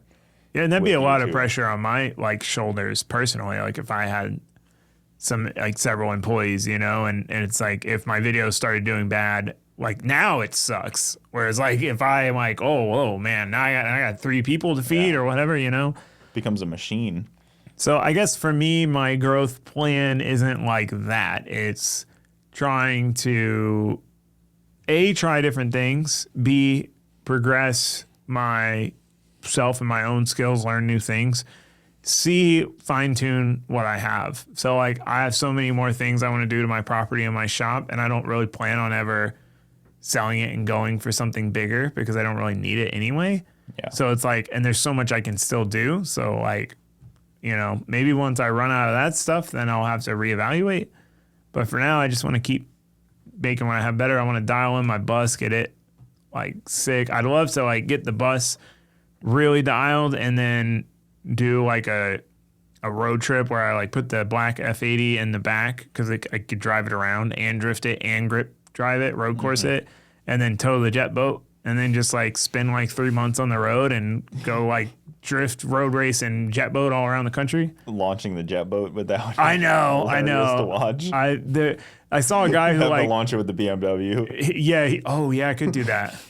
I saw a guy who like built a trailer and he like puts his 4-wheeler on the front of the trailer, so then he throws the trailer with the RV and then uses the 4-wheeler to launch it. launching a little jet boat Yeah. with a gigantic RV. Dude, it would be impossible. It sucks launching that thing with my dually because like the trailer is so short and the truck's so long and then you cannot see it. All I have is the backup camera, which it's like so hard to tell how much angle it's at from the camera. Yeah, you can't keep a little trailer like that straight. It starts to turn. And like imagine it starting to turn, you can't see it until it's like 20 degrees turned. Then you're finally like, oh, I see it now. Oh, it's crooked. It's over there. Like it's so hard to see. Yeah, you almost need to just like push it. I know. I've gotten pretty good at backing it into the ramp with the backup camera, but it's just like I don't like using the backup camera because it's opposite of like the mirrors. So it's just like it's like you're looking at it like this way instead of like this. I don't know. I need just a smaller truck. I think that's my plan is to get rid of my big dually for going by myself to events and get like a single wheel stick shift Cummins truck and tow my trailer with that. Yeah, man. Happiness and goals for this whole YouTube and everything is so weird. It's like It is such an interesting conversation because, like the goals are endless if you really want them to be, but like at the same time, like I wouldn't support everybody setting the goal to be, a big business owner. Right. And being a YouTuber is so different than being business owner. Yeah. You like getting to that role is so different than getting to successful YouTuber. And that's my thing. People will tell me like, oh, like friends will say, you need to hire someone and that way you can do more business stuff and hire someone to fabricate and do this and do that. I'm like, the only reason, like my whole goal is to fabricate and like, that's what I like doing. I don't want someone to build my cars for me and then I go full business mode where I'm in business meetings all day, every day, and I'm just filming the brand deals and I'm just the face. Like I just want to do this stuff. Like I like building cars. Well, I plenty like of people driving hire cars. editors, but even that I don't think somebody could do for you because you have to do the voiceovers and everything. Yeah, it's like I feel like I'd have to be so involved anyway that I might as well do it myself. Yeah, I mean it's definitely true. Like you could hire somebody for something. It's just hard because I'm like, I don't know what I'm going to have them do. And then it's almost more stressful for me to constantly be trying to figure out something to have them do than to just do everything myself. Yeah. I might at some point. I will eventually at least hire somebody. I had Josue working for me, but him and his brother have their own shop. So he was always trying to split his time. So it's like if it got busy there, he couldn't come to my shop. So it was like unreliable help in a way. Yeah, I never really knew, and he never really knew when that would be. So it was like really hard for me to plan. It's like, is he going to be here for 1 day this week or 3 days this week or 4 days this week? I don't know. So it was hard for me to plan projects. Yeah. And then it got really busy. So I was like, because if I'm used to working by myself, I get in that rhythm. But if I'm in the rhythm of like working with somebody else and then it's in and out, it makes it harder for me to be productive, I guess. Yeah. I don't know. It shouldn't be, but it is. So it's like if I get used to like what it's like to work by myself, it's easier than going back and forth. So maybe I'll hire someone. I don't know though. I don't know. We'll see. Tough. We're in that similar boat. Yeah, it's like I know it's like just enough for a solo operation. Right, but you can't. It's hard to go any further by yourself because you can only do so much. Yeah. It's like I have so much work to do, like brand deal stuff to deal with and videos to film this month. And like I went yesterday, was it Saturday?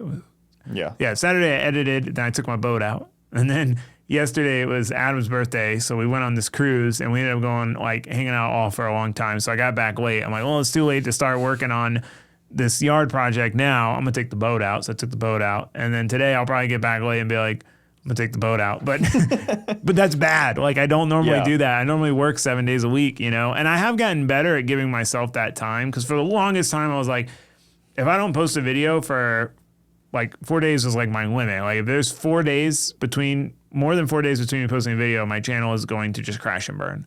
And then I realized that wasn't true. And then I was like, oh, okay, like I can take a day here and there. Normally I wouldn't have gone on that cruise for Adam's birthday because I'd be like, I got to film every day if I want to get 2 videos out a week, Yeah. But now I'm like almost too far to the other extreme where I need to try to get 2 videos out a week again. Well, YouTube used to kind of reward that a little differently, and that's true. That kind of has changed, and your viewership changes, and that's true. It's kind of impossible to hit that moving target. Yeah, it is. It's tough, and I don't know, man. I don't know what the future is.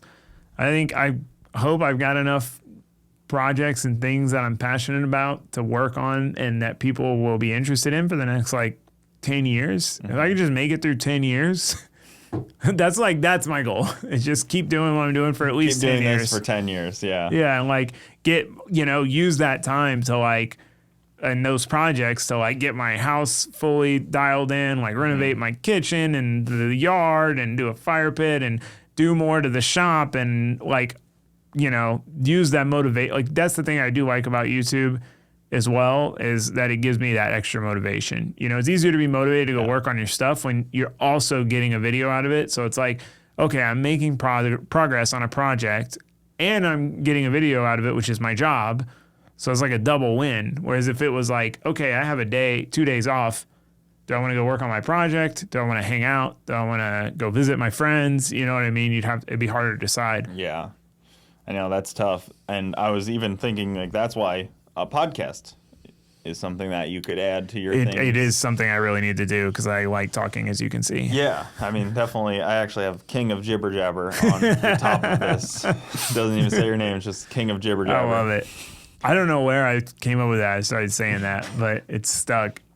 And it's just like a way for me to make fun of myself before people can say, you talk too much. It's like, I know that it was a lot of talking. Mm-hmm. There's people who want to hear this detailed explanation. Yeah. And there's people who don't. And I'm sorry for really anyone who don't. I don't really want to hear music over B-roll. I'd rather hear like somebody saying what's going on. Well, that's what drives me nuts when I get the too much talking nothing. comment. It's just B-roll. Like I want to hear, like I might as well hear something. Something, yeah. That's what drives me nuts when I get the too much talking comment now.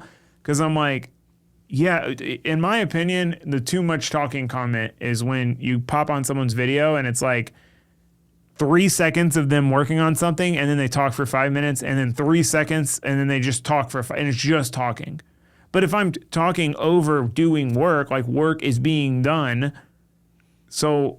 Yeah, like there needs to be some explanation of what's going on. Yeah, like I'm actually condensing it more because when I started narrating, it was because I used to like explain what I was going to do it, and then explain what I did. Whereas like now you can fit most of that in the narration. So that's less talking on each end of the action. of the work, and I can condense my videos down more. And people are complaining that I talk too much. Not people don't complain that much. I have really good viewers and commenters, and like everyone's really nice. But Yeah, I think we usually get in our own heads about what we know is our thing that is the negative in any way, and we kind of build it up a little bit more than it is. Yeah, I know. It depends too, and it's like the top 10 ranking thing on YouTube. When you post a video, man, that thing can just wreck your mood, you know? And it's like, if you have a video and you're like, this is gonna be a good one, and then it's like 10 out of 10, and it's like way worse than your 9, and you're like, well, that's it. I guess what else can I do for a living besides YouTube? Because my channel's over, and then it just wrecks your confidence. Luckily, I've gotten used to it, and like I know that it ebbs and flows, and it dips, and it comes back. So it doesn't freak me out as much, but it still sucks when you're like the jet boat thing. I was like, this is gonna, at least buying the jet boat video will be like a top 3, because buying new things, like people always love that. And it was like 9 out of 10, and I was like, wow, it's weird. Me and Jimmy Dale were on the phone the other day for, like, I called him up and I was like, what's going on? He's like, oh, I just posted a video yesterday and it got 10 out of 10.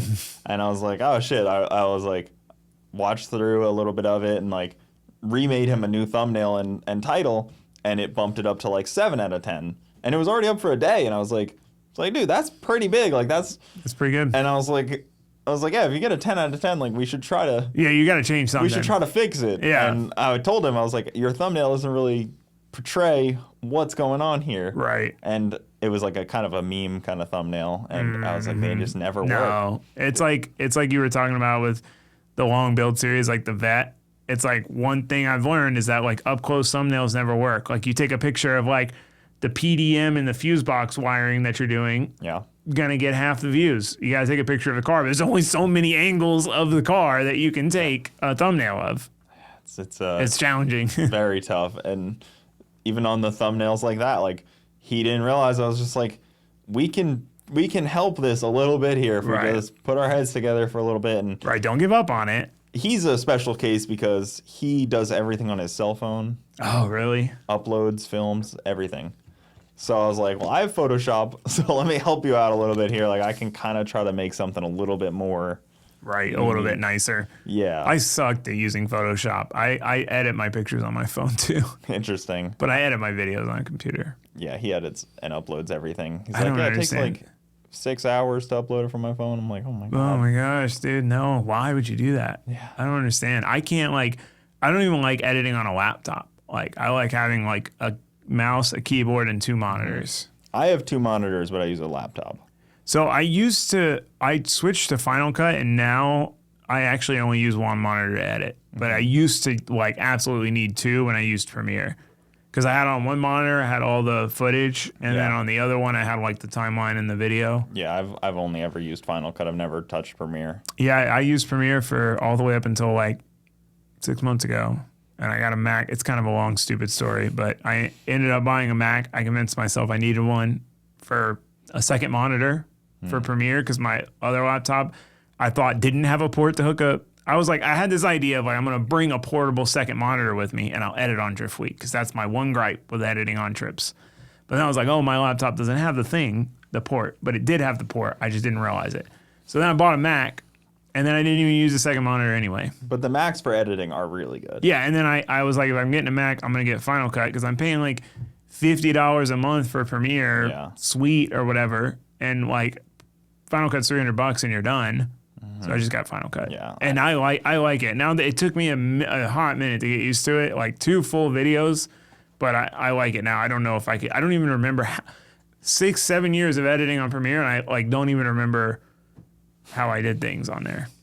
I've told people this too. I think some people over edit things, and they hurt themselves. They try to get too fancy and too next level, and YouTube doesn't like the most YouTube viewers don't really care that much about that. No, too much production value is a bad thing. Yeah, it's kind of a bummer for people that are really good at filming and editing. Yeah, that would suck because you're like, I want to put a bunch of time into this and make this really like cinematic-y thing. Yeah, but I know it's not gonna work well. And like matching up like music and stuff, because even like I know the Street Race channel guys, like they do really good stuff, and like I'll open up a video to watch and like this like big cinematic and like You skip it, I watch it. I'm just like right through to anything interesting and like. See, I like their interest. I normally don't like that stuff, but they have this one intro from War in the Woods. I don't remember which one it was, but they use like a Linkin Park song, and that's one thing I respect about them too. Is like they'll use a copyright song because they're like, this intro is a banger, and like I care more about the art of this intro being a banger than monetization. And they'll use a song, and sometimes they won't even get copyrighted anyway, and it'll get demonetized. But it's got a Linkin Park song, like an old Linkin Park song, and this intro to War in the Woods, it's gangster. Maybe I'm just too sporadic of like, anytime any video feels like I can skip through it, I'll skip through it. Oh, see, that's bad because I've noticed like if I try to do that, like you very quickly lose your place and like you kind of lose context of what's happening, and then like nothing makes sense, so then it makes you want to skip more. So I always try to, if I watch someone's video, I try to watch them without skipping, unless it's like I'm looking up why my supercharged jet ski thing's overheating, the exhaust, and then like someone's like, I'm Jeff and I work on lawnmowers and Sea-Doos. But I'm trying to keep up with so many YouTubers. That's true. See, I'm just trying to watch the ones I enjoy watching. Yeah. But it's so hard to get the gist is what I've learned. And it's like once you skip, like I noticed if I go through like my own video and I watch it again, like I don't mind. Like I can watch my whole video and not be like miserable, even though I edited it. But then if I try to like skim through my video and get lost, I'm like, oh my God, dude, this is so much talking. You know what I mean? I don't know. It's weird. It's weird how it works. I was hanging out with Chris Fix the other day, and I was like, brother, you have the schedule and everything. Right. Like one video every like month. Perfect. And it's always a banger. Yep. I know. I was like, and like his old videos are probably just like. Oh, just still churning in money. I know. It's just like, man, that's the way to do it. See, that's also something I like to focus more on in the future is like more of like the long-term videos. Like an evergreen one, yeah. You had that like tool video do really well. Mm-hmm. Yeah, like pretty much all of the ones that I put a bit of effort into like that have done well long run. They do terrible short term. Yeah. And that's why I'm like always hesitant. Like I bought an Amazon injector cleaner and tester, and I made a whole ass video, and I never edited it or posted it. Because I'm like, it's going to do bad in the short term, but it could do good in the long term. But an injector cleaner is a little too niche, so I don't know if it will anyway. Like the plasma cutter. Who did really well with a bunch of those was Jared. He used to be with Tavares Wrench Every Day. Oh, I know him. Now it's Questionable Garage. Okay. He had a bunch of videos that were like very like YouTube would love to put this to everyone. That's how it kind of felt. Like he had one car and he like had a Hemi, a Coyote, and a LS, and he like put each one in the car and showed size differences and stuff. And I was like, oh yeah, that kind of stuff's very good. He bought like every toolbox, like a Matco Snap-on and like Harbor Freight. That's smart. Yeah, like those kind of things. And I was like, and like comparing tools and that. Yeah, that like you said, the evergreen, man. Like I want to do one on like explaining car wiring, like race car wiring. Yeah. You know, like obviously when you get into CAN bus and modules, like that's not going to apply. But there's so many people I know who don't even know how to wire a relay. And I'm like, once you understand how to wire a relay, just a simple circuit with a switch and then a sensor, any sensor is all the same. Everything else is that. You know, like an injector is just has power, signal, ground. Like everything, it's all the same. And it's like I'm hoping I can make a video that just makes that click in people's heads. But I think that would be a good evergreen one. Like I want to do it as like title it as Car Wiring for Dummies. You remember those books? The whatever for dummies. Yep. But I don't know how many people are gonna get it, or people are gonna be like, "That's messed up. You're calling a dummy." Yeah, I know. I need to really work more on that kind of stuff. Like we were saying, like one good video versus like 10 normal it's videos, tough. or like one like kind of hit. Like you look at like Whistle and Diesel, and that's all he does is like things that will always probably get views. Yep. And he Forever. does really good at that. Yeah, he could probably stop making videos now and easily live off what the reoccurring or even like revenue is. Matt from Demolition Ranch, like he shot man. every gun. Like he's got so many videos and so many channels. I don't know how he does it. I'm like, dude, that's crazy. I haven't looked in a while, but I watched some. I was on a kick for a while, like wanting to get some more guns. And I like Matt. He's a really he seems like a really genuine dude. Yeah, like I met him in passing at the races, and he's super nice. Yeah, it's cool. Well, I watched him some before I met him, and then I like stumbled upon him like, so you got like this channel doing this, you got this channel very successfully doing that channel doing that, and they're just all pumping out videos, and it's all you. That's crazy. Advice I heard from him through Garrett was the second he said the second I stopped doing what I thought viewers wanted to see, and the second I started doing what I just wanted to do is when my channels took off. Yeah, interesting. That's pretty much how I've tried to go about things. But like I said, if I'm between things, then I'll base it off of what the viewers would want to see. But I always try to do what I would want to do project-wise.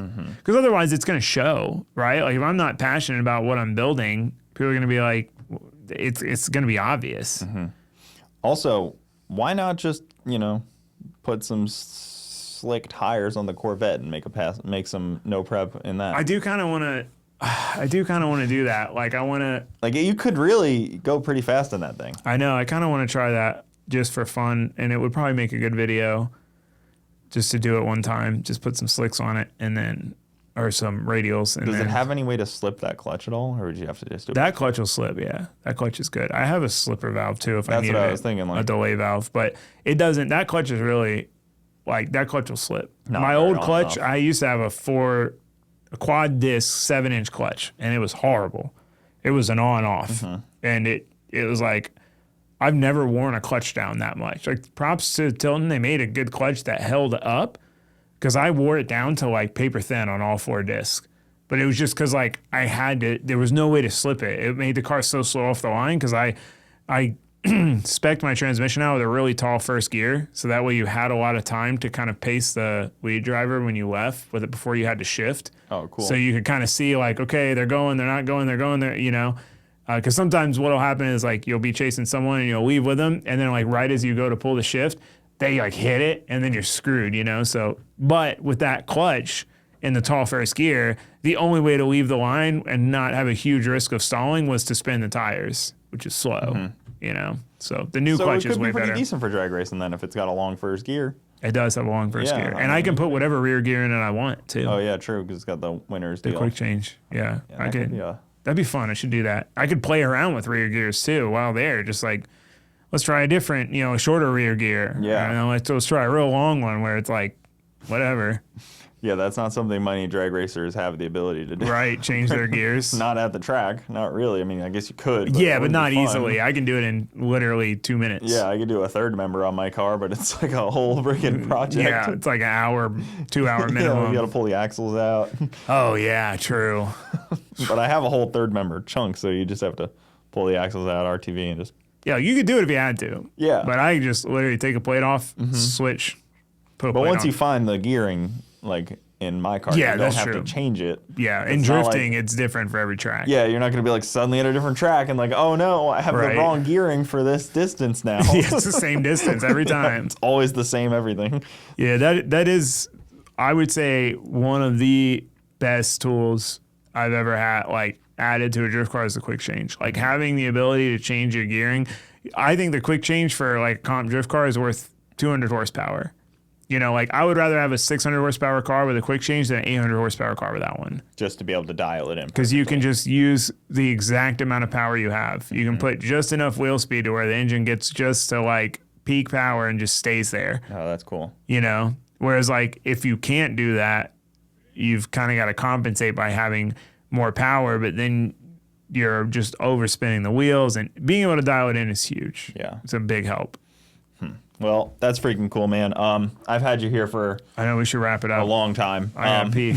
Yeah, guys, follow Taylor Ray on his channels, and I don't know how much you post on other social media besides YouTube. Pretty much YouTube and Instagram. A lot of YouTubers get to that point where they don't even post on like Facebook, Instagram. I know, TikTok, I slack on it. nothing. I do Instagram sometimes, and it's mainly because most of my friends, people that I know in real life, follow me on there, and they don't know what's happening unless I post on there. Yeah, So- most YouTubers get into that point where it's like, you can only find them on YouTube. Yeah, because it's just, you got to put your time somewhere. Yeah, exactly. Well, thanks for coming on, man. This was a lot of fun. Guys, go check them out. Link in the description, all that good stuff, but we'll see you next time.